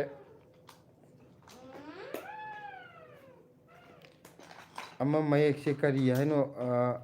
ꯃꯥꯏ ꯃꯤꯡꯁꯤ ꯌꯥꯝ ꯀꯨꯞꯅ ꯏꯔꯛꯏꯗ ꯃꯥꯒꯤ ꯀꯩꯅꯣ ꯃꯌꯦꯛꯁꯦ ꯑꯩꯗꯤ ꯃꯤꯠꯁꯤ ꯎꯗ꯭ꯔꯦ ꯉꯥꯉꯣꯝ ꯀꯔꯤ ꯍꯥꯏꯅꯣ ꯃꯌꯦꯛꯁꯤ ꯌꯥꯝ ꯎꯗ꯭ꯔꯦ ꯃꯥꯏ ꯔꯥꯏꯇꯤꯡꯁꯦ ꯑꯃ ꯑꯩꯈꯣꯏꯒꯤ ꯔꯟꯅꯤꯡ ꯃꯆꯥꯗꯣ ꯑꯣꯏꯅ ꯇꯧꯋꯦꯕꯀꯣ ꯂꯥꯏꯟ ꯑꯣꯏꯅ ꯆꯠꯈ꯭ꯔꯦ ꯑꯩꯈꯣꯏꯗꯤ ꯃꯤꯠ ꯐꯠꯇꯕꯅ ꯎꯗ꯭ꯔꯦ ꯆꯥꯛ ꯆꯥꯔꯕꯣ ꯀꯀꯥ ꯍꯥꯏ ꯆꯥꯛ ꯆꯥꯔꯦ ꯉꯁꯤ ꯀꯥꯡꯁꯣꯏ ꯆꯥꯔꯦ ꯅꯣꯏꯗꯤ ꯀꯩ ꯏꯟꯖꯥꯡ ꯆꯥꯔꯒꯦ ꯑꯗꯣ ꯑꯩ ꯅꯪ ꯃꯌꯦꯛꯁꯦ ꯑꯃꯗꯤ ꯉꯥꯉꯣꯝꯗꯤ ꯄꯥꯕ ꯊꯣꯛꯑꯦ ꯑꯃꯁꯦ ꯄꯥꯕ ꯎꯗ꯭ꯔꯦ ꯄꯤꯛꯃꯟꯗꯅ ꯅꯥꯎꯆꯥꯅ ꯁꯪꯀꯔ ꯕꯤꯍꯥꯔꯗ ꯂꯩꯌꯦ ꯏꯌꯥꯝꯕ ꯑꯣꯀꯦ ꯑꯣꯀꯦ ꯁꯪꯀꯔ ꯕꯤꯍꯥꯔꯗ ꯂꯩ ꯍꯥꯏꯕ ꯑꯗꯨꯗꯤ ꯗꯦꯜꯂꯤ ꯃꯅꯨꯡꯗꯅꯦ ꯌꯥꯝ ꯐꯔꯦ ꯁꯅꯥꯇꯣꯝꯕꯤ ꯁꯒꯣꯜꯁꯦꯝꯅ ꯃꯥꯅ ꯅꯠꯇ꯭ꯔꯣ ꯑꯥ ꯀꯟꯇꯦꯛ ꯅꯝꯕꯔ ꯍꯥꯏꯗꯣ ꯅꯠꯇꯦ ꯀꯔꯝꯕꯅꯣ ꯃꯥꯅ ꯙꯅꯥꯅ ꯍꯋꯥꯏꯖꯥꯔ ꯙꯅꯥꯅ ꯋꯥꯔꯤ ꯁꯥꯕ ꯑꯍꯜꯅ ꯅꯨꯄꯥ ꯄꯣꯛꯑꯦ ꯀꯩꯅꯣ ꯑꯍꯜꯅ ꯅꯨꯄꯥ ꯄꯣꯛꯑꯦ ꯇꯥꯃꯣꯗꯣ ꯑꯍꯥꯟꯕꯗꯅ ꯅꯨꯄꯥ ꯄꯣꯛꯑꯦ ꯍꯟꯗꯛꯅ ꯅꯨꯄꯤ ꯑꯃ ꯄꯣꯛꯈ꯭ꯔꯦ ꯇꯥꯃꯣꯗꯣ ꯑꯉꯥꯡ 2 ꯁꯨꯈ꯭ꯔꯦ ꯇꯥꯃꯣ ꯗꯥ ꯕꯁꯟꯇ ꯍꯥꯏꯕ ꯌꯥꯝ ꯐꯔꯦ ꯅꯨꯄꯤ ꯑꯃꯒ ꯅꯨꯄꯥ ꯑꯃꯒ ꯆꯞ ꯆꯥꯔꯦ ꯑꯗꯨꯒ ꯖꯦꯀꯤꯗꯤ ꯑꯉꯥꯡ ꯌꯥꯎꯗ꯭ꯔꯤ ꯀꯨꯏꯔꯦ ꯂꯨꯍꯣꯡꯈꯤꯕꯗꯤ ꯃꯄꯥꯝꯂꯣꯝꯗ ꯂꯩꯈ꯭ꯔꯦ ꯃꯥ ꯅꯨꯡꯉꯥꯏꯖꯕꯗ ꯂꯩꯖꯔꯖꯅꯨ ꯅꯤꯉꯣꯝ ꯊꯣꯏꯕꯤꯅ ꯍꯥ ꯍꯥ ꯍꯥ ꯅꯣꯛꯂꯛꯑꯦ ꯑꯗꯅ ꯑꯣꯏꯅꯥꯝꯅ ꯂꯩꯌꯦ ꯕꯨꯔꯥꯔꯤꯗ ꯂꯩꯌꯦ ꯑꯣ ꯁꯤꯗ ꯕꯨꯔꯥꯔꯤꯗ ꯂꯩ ꯍꯥꯏꯕ ꯑꯗꯣ ꯀꯟꯇꯦꯛ ꯅꯝꯕꯔ ꯄꯤꯕꯁꯦ ꯁꯤꯒꯤꯁꯤꯗ ꯀꯩꯅꯣ ꯇꯧꯕꯗꯤ ꯅꯨꯡꯉꯥꯏꯇ꯭ꯔꯦꯀꯣ ꯁꯤꯂꯥꯒꯤ ꯐꯦꯁꯕꯨꯛꯇ RK ꯁꯨꯁꯤꯂꯥꯅ ꯂꯩꯕꯅꯦ ꯑꯗꯨꯗ ꯃꯦꯁꯦꯟꯖꯔꯗ ꯊꯥꯕꯤꯔꯛꯑꯣ ꯑꯗꯨꯗ ꯍꯥꯏꯖꯔꯛꯑꯒꯦ ꯀꯣꯟꯇꯦꯛ ꯅꯝꯕꯔꯗꯣ ꯀꯩ ꯍꯥꯏꯕꯅꯣ ꯃꯊꯣꯏ ꯐꯦꯁꯕꯨꯛꯇ RK ꯁꯨꯁꯤꯂꯥꯅ ꯂꯩꯕꯅꯦ ꯑꯗꯨꯒꯤ ꯃꯦꯁꯦꯟꯖꯔꯗ ꯔꯣꯖꯦꯟ ꯈ꯭ꯋꯥꯏꯔꯥꯛꯄꯝ ꯑꯩꯈꯣꯏ ꯔꯣꯖꯦꯟꯒꯤ ꯊꯧꯉꯝꯕꯅ ꯇꯨꯝꯗ꯭ꯔꯤ ꯍꯥꯏ ꯑꯁ ꯅꯪ ꯂꯤꯠꯂꯨ ꯀꯩꯅꯣ ꯇꯨꯝꯗ꯭ꯔꯤ ꯍꯥꯏꯌꯣ ꯍꯥꯏꯔꯤ ꯌꯥꯏ ꯃꯥ ꯍꯧꯖꯤꯛꯐꯥꯎ ꯇꯨꯝꯗ꯭ꯔꯤ ꯃꯥꯅꯦ ꯊꯣꯡꯉꯝꯕꯅꯅꯦ ꯊꯧꯉꯝꯕꯅ ꯀꯩꯅꯣ ꯇꯧ ꯊꯣꯡꯉꯝꯕ ꯀꯧꯔ ꯂꯥꯛꯑꯣꯁꯦ ꯀꯤꯔꯤꯅꯤꯅꯦ ꯊꯧꯉꯝꯕꯅ ꯇꯨꯝꯗ꯭ꯔꯤ ꯍꯥꯏꯌꯣ ꯍꯥꯏꯔꯤ ꯍꯥꯏꯖꯨꯔꯕꯣ ꯃꯃꯥꯗꯤ ꯇꯨꯝꯗ꯭ꯔꯤꯕꯣ ꯃꯃꯥꯁꯨ ꯇꯨꯝꯗ꯭ꯔꯤꯕꯣ ꯊꯧꯉꯝꯕ ꯊꯣꯡꯉꯝꯕ ꯑꯩꯗꯤ ꯑꯕꯣꯛꯆꯥꯅꯅꯦ ꯍꯋꯥꯏꯖꯥꯔ ꯂꯣꯜꯂ ꯄꯣꯔꯛꯇꯣꯏꯅꯦ ꯑꯥ ꯍꯋꯥꯏꯖꯥꯔ ꯆꯥꯒꯗꯕꯗꯤꯀꯣ ꯑꯥ ꯂꯣꯜꯂꯒ ꯅꯠꯇꯦ ꯌꯨꯝꯗ ꯊꯣꯛꯂꯛꯑꯀꯥꯟꯗ ꯂꯣꯟꯗꯣꯏꯅꯦ ꯑꯩꯅ ꯃꯥꯗꯤ ꯍꯋꯥꯏꯖꯥꯔ ꯆꯥꯕ ꯍꯩꯔꯝꯗꯧ ꯃꯥꯟꯗꯦꯗ ꯍꯋꯥꯏꯖꯥꯔꯒ ꯄꯥꯝꯃꯝꯗꯧ ꯃꯥꯟꯗꯦ ꯃꯥꯗꯤ ꯑꯍꯥꯎꯕ ꯑꯣꯏꯅ ꯆꯥꯒꯦ ꯍꯥꯏꯔꯀꯗꯧ ꯃꯥꯜꯂꯦ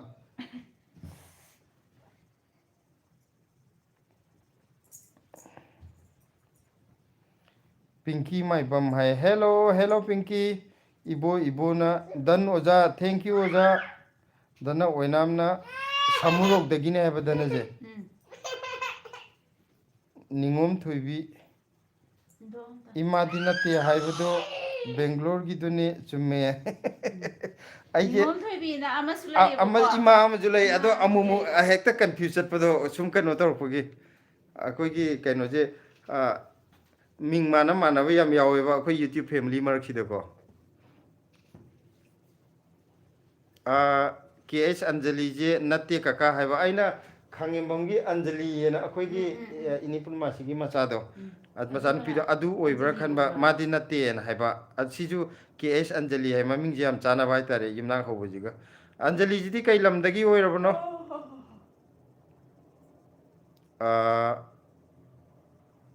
ꯑꯩꯈꯣই ꯔꯣꯖꯦꯟꯒꯤ ꯕ꯭ꯂꯦꯁꯤ ꯊꯧꯉꯝꯕ ꯈꯪꯉꯤꯕꯣ ꯍꯥꯏ ꯊꯧꯉꯝꯕ ꯈꯪꯕ꯭ꯔꯥ ꯀꯩꯅꯣ ꯊꯣꯏꯊꯣꯏ ꯈꯪꯕ꯭ꯔꯥ ꯊꯣꯡꯉꯝꯕ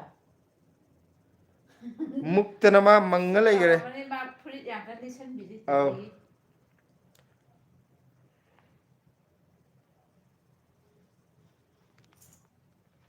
ibu na glass to yadre oza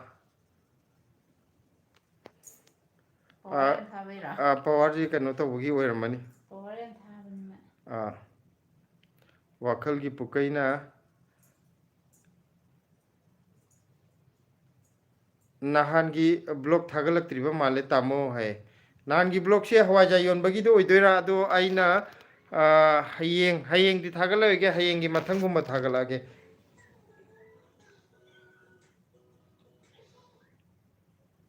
surja kaishop magi di delete togre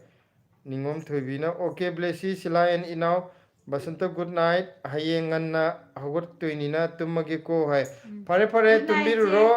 good night good night ibo na oza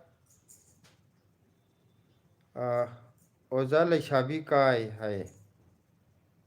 oza leishabi kai hai kari hai no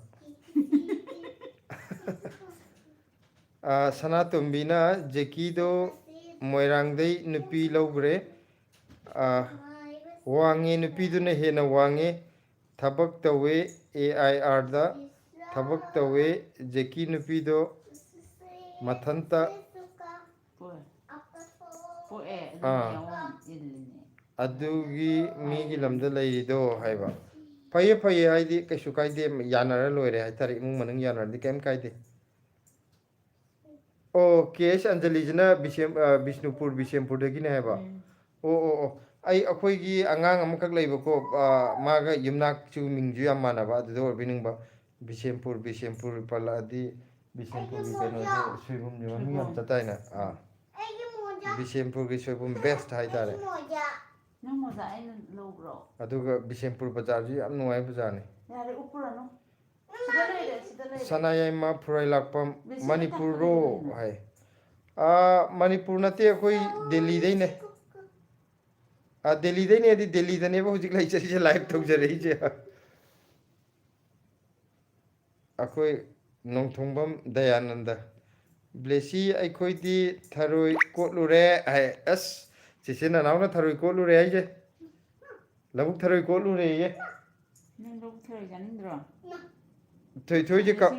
Blessy जे पई के लई रे कमाई तेनो खंग दितु सोंदा पई रे लई रे सिना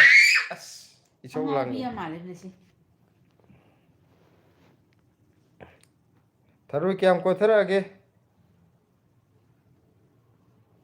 हाजी ति लैनुंग दे कोटो मत मोरंगानी लैनुंग दे कोटो ने लो लोइसलप मतम ने लैनुंग दे कोटो दो हाउदी हाउबा अमुसु नुवाइते मसा मेहम यावदो मचा दे खुया हाइदी मी मसा कनो बोन हाइदी मचा मेहम याव मतम नेबा अदुगा मसा की हाइ खनबदे नुवाइते को अदुगा हाउदी हम हाउ होय बला होय कनो थरबे यो यो MKKH ना काका आइगी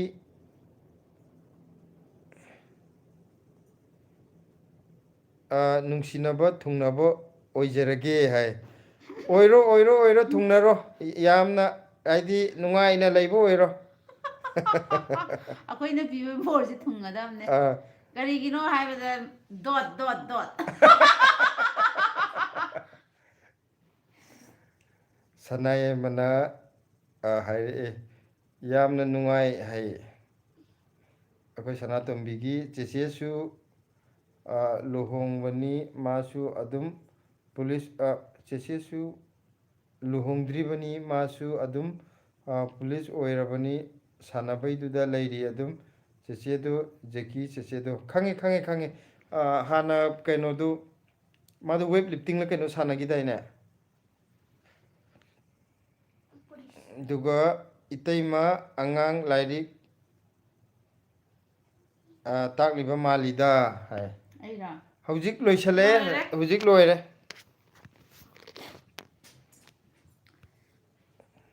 दिसी इंगी को फजु चिंखलो गनोदा नखोंदु से माजे मचेत वन उतारे वखल गी कई ला ए ना तो मिजे अस वखल गी पोकै ला ए हैबदा आइगिने है काकाजे थुइथुइगी सरुक ओइग्रे सनातोंबी जेकी बाबा सु ꯃꯃꯥꯁꯨ ꯏꯇꯩꯃ ꯑꯗꯨꯝ ꯑꯉꯥꯡ ꯂꯩꯔꯤ ꯂꯥꯏꯔꯤꯛ ꯅꯪ ꯍꯧꯖꯤꯛ ꯍꯥꯏꯕꯗꯣ ꯑꯣ ꯁꯤ ꯑꯩꯗꯤ ꯀꯩꯅꯣꯅ ꯍꯥꯏꯔꯛꯏꯕꯣꯏ ꯅꯤꯡꯉꯨꯔꯦ ꯕꯕꯥꯗꯨꯗꯤ ꯑꯍꯜ ꯑꯣꯏꯔꯦ ꯃꯃꯥꯗꯨꯗꯤ ꯀꯜꯂꯤꯕꯅꯤ ꯍꯥꯏꯕꯅꯤ ꯇꯥꯃꯣꯗꯤ ꯅꯨꯡ ꯂꯩꯉꯣꯏꯒꯤ ꯀꯔꯕꯥꯔ ꯇꯧꯔꯤꯕꯅꯤ ꯑꯗꯨꯝ ꯍꯥꯏ ꯑꯁ ꯑꯩꯈꯣꯏ ꯖꯣꯅꯦꯟ ꯍꯣꯏꯗꯤ ꯀꯔꯕꯥꯔ ꯌꯥꯝ ꯍꯩꯕ ꯃꯤꯅꯤ ꯀꯔꯕꯥꯔꯒꯤ ꯀꯥꯡꯕꯨꯅꯤ ꯋꯥꯈꯜꯒꯤꯕꯨ ꯀꯩꯗ ꯀꯩꯅꯣ ꯑꯩ ꯉꯁꯥꯏꯒꯤ ꯃꯦꯁꯦꯖꯇꯣ ꯇꯥꯃꯣ ꯑꯃ ꯏꯔꯛꯏꯌꯦ ꯑꯣ ꯉꯁꯥꯏꯒꯤꯗꯣ ꯑꯣ ꯊꯤ ꯑꯣ ꯈꯪꯗꯕꯗꯣ ꯎꯝ ꯏꯇꯩꯃꯁꯦ ꯉꯁꯤꯗꯤ ꯇꯥꯃꯣꯅ ꯁꯝ ꯇꯦꯟꯅ ꯀꯛꯂꯒ ꯅꯍꯥ ꯃꯥꯂꯝꯕꯗꯒꯤ ꯏꯇꯩꯃꯁꯨ ꯉꯁꯤꯗꯤ ꯌꯥꯝꯅ ꯀꯦꯊꯔꯝꯕ ꯃꯥꯜꯂꯦ ꯅꯍꯥ ꯃꯥꯟꯅꯅꯕ ꯍꯥꯏꯕꯅꯤꯗ ꯑꯗꯨꯅꯅꯦ ꯑꯩꯅ ꯃꯥꯒꯤ ꯁꯝ ꯄꯣꯛ ꯑꯗꯨꯝ ꯍꯧꯍꯟꯅꯤꯡꯉꯤꯁꯦ ꯃꯥꯅ ꯍꯦꯟꯈ꯭ꯔꯅꯤꯅ ꯑꯗꯨꯒ ꯙꯅꯅ ꯐꯦꯁꯕꯨꯛ ꯑꯦꯀꯥꯎꯟꯗꯣ ꯑꯝꯇꯒ ꯍꯥꯏꯕꯤꯔꯛꯑꯣ ꯐꯦꯁꯕꯨꯛ ꯑꯦꯀꯥꯎꯟꯗꯣ RK ꯁꯨꯁꯤꯂꯥ ꯑꯩꯅ ꯀꯣꯏꯂꯦꯡ ꯂꯦꯡꯕꯗꯤ ꯂꯦꯡꯉꯝꯃꯅꯤ RK ꯁꯨꯁꯤꯂꯥꯗꯤ RK ꯁꯨꯁꯤꯂꯥꯗ ꯍꯥꯏꯕ ꯅꯠꯇ꯭ꯔꯥ RK ꯁꯨꯁꯤꯂꯥꯅ ꯂꯩꯕꯅꯦ RK ꯁꯨꯁꯤꯂꯥꯗ ꯆꯪꯕꯤꯔꯣ ꯐꯦꯁꯕꯨꯛꯀꯤ ꯑꯩꯈꯣꯏ ꯑꯕꯦꯅꯥꯎꯒꯤ ꯕꯥꯔꯇꯤꯟ ꯃꯆꯥ ꯑꯃ ꯀꯣꯠꯂꯨꯔꯦ ꯑꯁ ꯕꯥꯔꯇꯤꯟ ꯃꯆꯥ ꯑꯃꯗꯤ ꯐꯅꯌꯥꯝ ꯀꯣꯠꯂꯛꯏꯍꯦ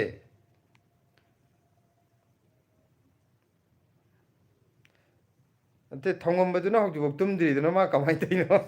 ꯗꯤꯁꯤꯁꯨ ꯇꯨꯝꯗ꯭ꯔꯤꯁꯤꯗꯤ ꯑꯗꯣ ꯗꯦꯜꯂꯤꯒ ꯃꯅꯤꯄꯨꯔꯒꯗꯤ ꯈꯦꯠꯅꯩꯗꯅ ꯀꯩꯅꯣ ꯆꯥꯗꯣꯏꯁꯦ ꯆꯥꯛ ꯇꯞꯇꯥꯏ ꯆꯥꯔꯒ ꯉꯝꯃꯔꯣꯏ ꯀꯩ ꯆꯥꯒꯦ ꯍꯥꯏꯅꯣ ꯃꯥꯏꯗꯣ ꯈꯪꯗꯦ ꯆꯥꯒꯦ ꯀꯩ ꯆꯥꯒꯦ ꯍꯥꯏꯅꯣ ꯅꯨꯡꯗꯥꯡꯗ ꯌꯥꯗꯦ ꯆꯦꯆꯦ ꯅꯅꯥꯎ ꯆꯥꯛꯇꯣ ꯍꯣꯏꯗꯤ ꯂꯕꯨꯛ ꯇꯨꯝꯗ꯭ꯔꯗꯤ ꯊꯔꯣꯏ ꯀꯣꯠꯂꯨꯏ ꯍꯥꯏꯁꯦ ꯏꯁ ꯅꯪ ꯍꯌꯦꯡ ꯄꯤꯖꯔꯣꯏꯀꯣ ꯈꯗ꯭ꯔꯛ ꯆꯥꯕ ꯃꯗ꯭ꯔꯛ ꯇꯧꯔ ꯐꯪꯗꯕꯩꯅꯦ ꯃꯥ ꯉꯥꯡꯈꯩ ꯃꯥꯅꯦ ꯆꯥ ꯐꯪꯗꯕꯩꯅꯦ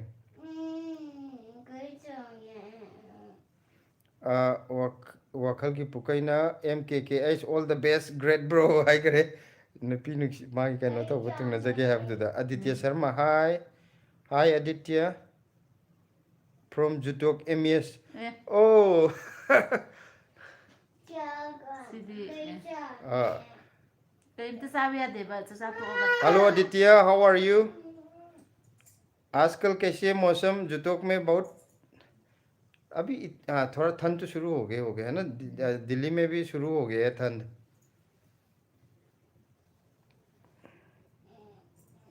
सनातुंबी सगोल सेमना इनम शिला से पुनबदा याम नुंगाइदौ माले पुनसी को इनम पुंजे मानबो इले रमदि हयें पुल्लगा अरे मान कीरदि बखतानी को Aditya Sharma mister Gopal Sharma okay hello साहब कैसे हो गोपाल जी हमारा गोपाल जी ओ आदित्य लड़का शर्मा का नाम है ना ओ हाँ ओ हाँ ओ हाँ सनातुंबी सगोल सेम इनमा शिलागी ममादी मसक याम फजैको इनमा फजै को मादियाम मानदमने ममा का मसागा याम खेनद्रा अखोय बेनाउगी पुंग 13 तुमदोइनी कईगिनो याम साउरिदुबु ब्लेसिदुबु माय आई खोंग हगोदा याम नाय माय टाइमिंग लइए अमुमो अखोय थासी थानो होबै टाइप तको सुम फममबदगी माय लैखलकदोइनिमको कना चाक हुजिक चाक तोक्ता गाइरी अदु अचापो चागे अमुक निगाइ तौरी चाक टप्पा चालगा तुमद्रदी अजी इंधम दा मतन तुमद्र ओबदो सिरा थोंग तो असुना कन कादो इन हिफलुरम फबुंग दि लेरेना संदा फबुंग का चस पुथोखर असन फबुंग द तुमलुर हगलो ओके हगलो ला आई पुथोक बिरगेसे ला अदुदि लम हेलकन केंजा करीमते हे लैत्रे मिंगो लो पिथोखरे अहिंग दबो कना कई जानागे थुथु तानिंग दि अंगाव बि माले से आ तुमीना सेरे वखलगी पुकैगी मखा मथक चखत्रे थोई निगाई तौबा यादेको मसक यामना फजई खलगा निगाई तौदिनो मीना निगाई तौदिनो बेट हैरकनी हैरपा मादि बेट हैबे मरावन हयेंग अदुदिना स्कूल हलकदा तौफी पोरो करी चागे हैबनो तुमम दाइदा हयेंग ओइना ꯆꯥꯔꯣ ꯊꯣꯏꯊꯣꯏ ꯍꯥꯏꯔꯦ ꯅꯨꯡꯁꯤꯕꯤ ꯍꯥꯏꯔꯦ ꯍꯌꯦꯡ ꯑꯣꯏꯅ ꯆꯥꯔꯣ ꯇꯨꯝꯃꯝꯗꯥꯏꯗꯗꯤ ꯌꯥꯗꯦ ꯍꯥꯏ ꯀꯔꯤ ꯅꯤꯡꯉꯥꯏꯅꯣ ꯁꯤꯕꯣ ꯆꯥꯛ ꯍꯦꯛꯇꯣꯛꯄ ꯆꯥꯛ ꯇꯣꯛꯑꯒꯕꯨ ꯀꯅꯥ ꯆꯥꯅꯒꯦ ꯍꯩ ꯆꯥꯔꯝꯃꯦꯗ ꯆꯥꯊꯣꯛꯑꯒ ꯍꯩ ꯆꯥꯅꯤꯡꯗꯦ ꯆꯥꯕ ꯂꯣꯏꯊꯣꯛꯈ꯭ꯔꯒ ꯆꯥꯅꯤ ꯑꯣꯊꯣꯔꯛꯑꯣ ꯑꯗꯨꯗꯤ ꯁꯤ ꯃꯥꯒꯤ ꯀꯩꯅꯣꯗꯣ ꯊꯨꯝꯗꯣ ꯇꯦꯡꯀꯣꯠ ꯑꯝꯇ ꯄꯨꯊꯣꯛꯄꯤꯔꯛꯑꯣ ꯊꯨꯝ ꯅꯝꯃ ꯆꯥꯖꯅꯕ ꯌꯥꯕ꯭ꯔꯣ ꯅꯪ ꯑꯗꯨꯗ ꯁꯨꯝ ꯊꯤꯜꯂꯨ ꯃꯈꯥꯗꯩ ꯑꯟꯇꯤ ꯃꯔꯥꯏ ꯀꯥꯈꯠꯂꯛꯆꯔꯅꯤ ꯀꯅꯥꯅꯣ ꯑꯗꯨꯝ ꯐꯂꯥꯡ ꯊꯤꯜꯂꯛꯏꯗꯣꯅ ꯃꯔꯥꯏ ꯍꯥꯏꯖꯔꯛꯀꯅꯤ ꯀꯧꯔꯥ ꯃꯦꯝꯗ ꯐꯣꯟ ꯑꯝꯇ ꯇꯧ ꯆꯥꯛ ꯆꯥ ꯇꯣꯛꯑ ꯅꯨꯡꯗꯥꯡ ꯑꯊꯦꯡꯕꯗ ꯑꯆꯥꯄꯣꯠ ꯆꯥꯒꯦ ꯍꯥꯏꯌꯦ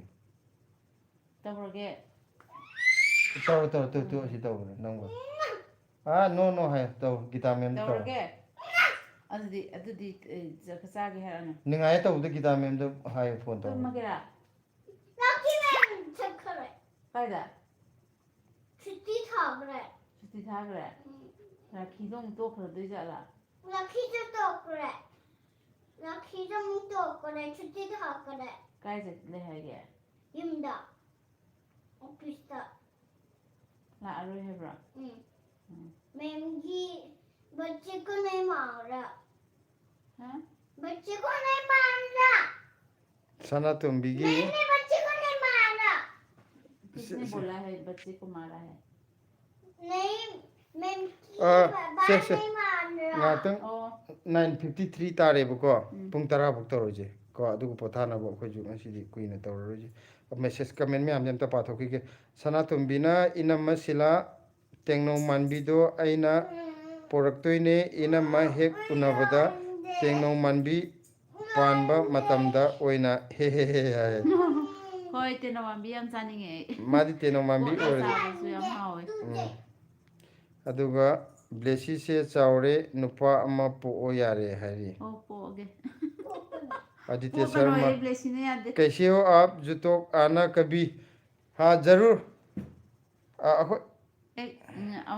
हायो ना कैसे कह दे हम आएंगे आने के लिए कहीं है गया हाँ नहीं पहले हमने टिकट भी बुक कर दिया था और पूरा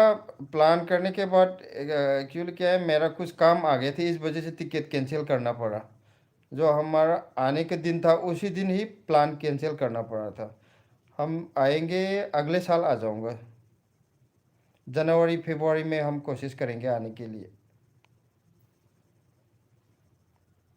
सनातोम्बी ब्लेसी से सिपारे तिलोतमा हिजम इसे तिलोतमा हाय हाय इसे तिलोतमा वाने खांगावा हिजम ने मोइसे सनातोम्बी सगोल से करम कांदा युम थोरक तोइनो इनम होइसे है ꯑꯩꯈꯣꯏꯁꯦ ꯌꯨꯝ ꯊꯣꯛꯄꯒꯤ ꯄ꯭ꯂꯥꯟ ꯂꯩꯇ꯭ꯔꯤ इकुई कुइररोय अखोइजे चही रोम दो यायगे थादु निमित नतबा आउगी बोकी ओइनदी अककनबा कनो लेते हेक अदुजु मथंग तान कनो तौरदे त फुक होगलगा जु लाखबे याइदा असी मतमजिदा लेपे हाबदी लेत्रेबको बबिता लाइम langpok lakpam haiba langpok lakpam babita mayam good night bye good night wakhal gi pukai thoi thoi ningai taurido but lakchani ko haiba ko cobra hello nakhoi bu kadai dagino ꯑꯩꯈꯣꯏꯕꯨ ꯀꯥꯏꯗꯒꯤꯅꯣ ꯍꯥꯏꯁꯦ ꯑꯩꯈꯣꯏ ꯍꯧꯖꯤꯛ ꯂꯩꯔꯤꯕ ꯃꯐꯝꯁꯤ ꯑꯣꯏꯗꯣꯏꯔꯥ ꯅꯠꯇ꯭ꯔꯒ ꯑꯩꯈꯣꯏ ꯌꯨꯝꯒꯤ ꯍꯪꯕꯤꯔꯛꯏꯔꯥ ꯁꯅꯥꯇꯣꯝꯕꯤꯅ ꯗꯥ ꯕꯁꯟꯇ ꯁꯝꯗꯣ ꯁꯪꯉꯣ ꯑꯃꯨꯕ ꯄꯣꯛꯇꯨ ꯍꯅꯨꯔꯦ ꯍꯥꯏꯔꯤꯌꯦ ꯁꯪꯒꯗꯧꯅꯤ 50K ꯌꯧꯕꯒ ꯁꯪꯒꯗꯧꯅꯤ ꯑꯩꯁꯨ ꯑꯉꯥꯡ tumdaba makai message irise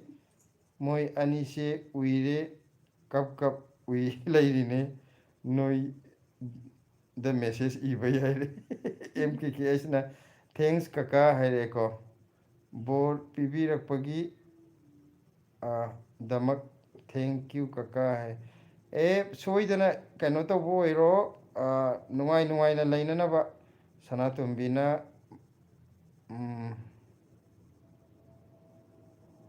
ꯃꯃꯥ ꯇꯨꯝꯅꯤꯡꯉꯦ ꯍꯥꯏ ꯂꯩꯔꯕꯅꯦ ꯑꯗꯣ ꯏꯅꯝꯃ ꯗꯗꯥ ꯍꯣꯏ ꯌꯦꯡꯕ ꯐꯪꯖꯔꯦ ꯍꯥꯏꯔꯦ ꯀꯣꯕ꯭ꯔꯥꯅ ꯌꯨꯝꯒꯤꯗꯤ ꯑꯩꯈꯣꯏ ꯐꯨꯝꯂꯣꯛ ꯁꯤꯐꯥꯏꯗꯩꯅꯦ ꯃꯥꯁꯇꯔ ꯕꯣꯏ ꯍꯥꯏ ꯀꯩꯅꯣ ꯍꯥꯏ ꯀꯩꯅꯣ ꯃꯥꯁꯇꯔ ꯕꯣꯏꯅ ꯀꯩꯅꯣ ꯍꯪꯉꯛꯏꯁꯦ ꯄꯨꯡ 10 ꯇꯥꯔꯕꯣ ꯃꯤꯅꯤꯠ 3ꯗꯤ ꯋꯥꯠꯂꯤ ꯑꯩꯈꯣꯏ ꯉꯁꯤꯒꯤ ꯂꯥꯏꯚꯁꯦ ꯀꯩꯅꯣ ꯇꯧꯔꯒꯦ ꯄꯨꯡ 10ꯁꯨ ꯇꯥꯁꯜꯂꯛꯑꯕꯅꯤꯅ ꯂꯣꯏꯁꯜꯂꯒꯦ ꯃꯊꯪꯗ ꯑꯃꯨꯛ ꯊꯦꯡꯅꯔꯁꯦ ꯃꯌꯥꯝ ꯑꯗꯣ ꯑꯩꯈꯣꯏꯒꯤ ꯏꯅꯥꯎ ꯄ꯭ꯔꯦꯝꯒꯤ ꯀꯃꯦꯟ ꯑꯃ ꯂꯥꯛꯑꯦ ꯁꯤꯗꯪ ꯄꯥꯊꯣꯛꯆꯔꯝꯈꯤꯒꯦ ꯇꯥꯃꯣ ꯅꯍꯥꯟꯒꯤ ꯄꯣꯠ ꯈꯥꯏꯗꯣꯛꯅꯕꯗꯣ ꯀꯌꯥꯝꯅ ꯍꯦꯜꯂꯒꯦ ꯀꯅꯥꯅ ꯍꯦꯜꯂꯒꯦ ꯍꯧꯕ ꯍꯥꯏꯕ ꯑꯩꯈꯣꯏ ꯑꯅꯤꯃꯛꯀꯤ ꯑꯝꯇ ꯍꯧꯗ꯭ꯔꯤꯉꯥꯏ ꯂꯩ ꯏꯕꯥꯅꯤ ꯅꯍꯥꯟ ꯄꯣꯠ ꯊꯥꯕꯗꯣ ꯃꯔꯣꯏ ꯅꯥꯀꯨꯞꯄꯤ ꯀꯣꯝꯄꯤꯇꯤꯁꯟꯗꯣ ꯑꯗꯣ ꯍꯧꯖꯤꯛꯐꯥꯎ ꯃꯔꯨ ꯃꯥꯒꯤꯁꯨ ꯑꯝꯇ ꯄꯣꯈꯥꯏꯗ꯭ꯔꯤ ꯑꯩꯁꯨ ꯄꯣꯈꯥꯏꯗ꯭ꯔꯤ ꯑꯗꯣ ꯍꯦꯛ ꯍꯧꯔꯛꯄꯒ ꯑꯃꯨꯛ ꯎꯠꯂꯛꯀꯦ ꯑꯗꯣ ꯃꯌꯥꯝ ꯀꯩꯅꯣ ꯇꯧꯔꯁꯦ ꯒꯨꯗ ꯅꯥꯏꯠ ꯑꯣꯏꯔꯁꯦ ꯃꯌꯥꯝꯁꯨ ꯄꯣꯊꯥꯕꯤꯔꯣ ꯀꯩꯅꯣ ꯑꯃ ꯃꯥꯁꯇꯔ ꯕꯣꯏꯁꯤꯅ ꯃꯥ ꯃꯤꯅꯥꯏ ꯑꯣꯏ ꯍꯥꯏꯁꯤꯅ ꯅꯪꯁꯨ ꯊꯕꯛ ꯑꯝꯇ ꯂꯩꯇ꯭ꯔꯕꯣ ꯑꯗꯨ ꯑꯣꯏꯔꯤꯗꯅ ꯁꯅꯥꯇꯣꯝꯕꯤꯅ ꯗꯥ ꯕꯁꯟꯇ ꯒꯤ ꯀꯪꯂꯥꯌꯦꯟ ꯒꯤꯐ ꯇꯧꯔꯛꯀꯦ ꯏꯅꯝꯃꯒꯤꯅ ꯇꯦꯡꯅꯧ ꯃꯣꯏ ꯑꯅꯤꯁꯦ ꯅꯥꯀꯟꯗ ꯎꯏꯔꯦ ꯍꯦꯄꯤ ꯐꯦꯃꯤꯂꯤ ꯑꯣꯏꯌꯨꯀꯣ ꯏꯅꯝꯃ ꯒꯨꯗ ꯅꯥꯏꯠ ꯀꯥꯡꯖꯝꯒꯤ ꯍꯁꯤꯅꯥ ꯀꯥꯡꯖꯝ ꯍꯥꯏ ꯍꯁꯤꯅꯥ ꯀꯥꯡꯖꯝ ꯍꯌꯦꯡ ꯑꯃꯨꯛ ꯎꯅꯔꯁꯦ ꯉꯁꯤꯒꯤꯗꯤ ꯒꯨꯗ ꯅꯥꯏꯠ ꯑꯣꯏꯔꯦ ꯁꯤ ꯁꯤꯂꯥꯝꯇ ꯅꯣꯔꯛꯑꯣꯌꯦ ꯒꯨꯗ ꯅꯥꯏꯠ ꯑꯣꯏꯗ꯭ꯔꯤꯉꯩꯗ ꯁꯅꯥꯇꯣꯝꯕꯤꯅ ꯒꯨꯗ ꯅꯥꯏꯠ ꯁꯅꯥꯇꯣꯝꯕꯤ ꯍꯌꯦꯡ ꯌꯨꯝ ꯊꯣꯛꯂꯛꯑꯀꯥꯟꯗ ꯎꯅꯗꯣꯏꯅꯤꯀꯣ ꯑꯩꯅ ꯂꯣꯟꯕ ꯍꯋꯥꯏꯖꯥꯔꯁꯨ ꯄꯤꯖꯗꯣꯏꯅꯤ ꯑꯗꯨꯒ ꯅꯪꯅ ꯊꯣꯡꯕ ꯉꯥꯁꯨ ꯆꯥꯗꯣꯏꯅꯦ ꯑꯗꯣ ꯀꯩꯅꯣꯁꯦ ꯂꯣꯏꯁꯤꯟꯕ ꯑꯣꯏꯅ ꯂꯥꯏꯐꯁꯦ ꯂꯣꯏꯁꯤꯟꯕ ꯑꯣꯏꯅ ꯃꯥꯁꯇꯔ ꯕꯣꯏ ꯅꯪꯅ ꯊꯕꯛ ꯑꯇꯣꯞꯄ ꯇꯧꯒꯦ ꯂꯩꯇ꯭ꯔꯒ ꯅꯪꯅ ꯑꯃꯨꯛ ꯃꯤꯅꯥꯏ ꯑꯣꯏ ꯂꯩꯔꯤꯗꯨꯅ ꯀꯩꯒꯤꯅꯣ ꯒꯨꯗ ꯅꯥꯏꯠ ꯕꯥꯏ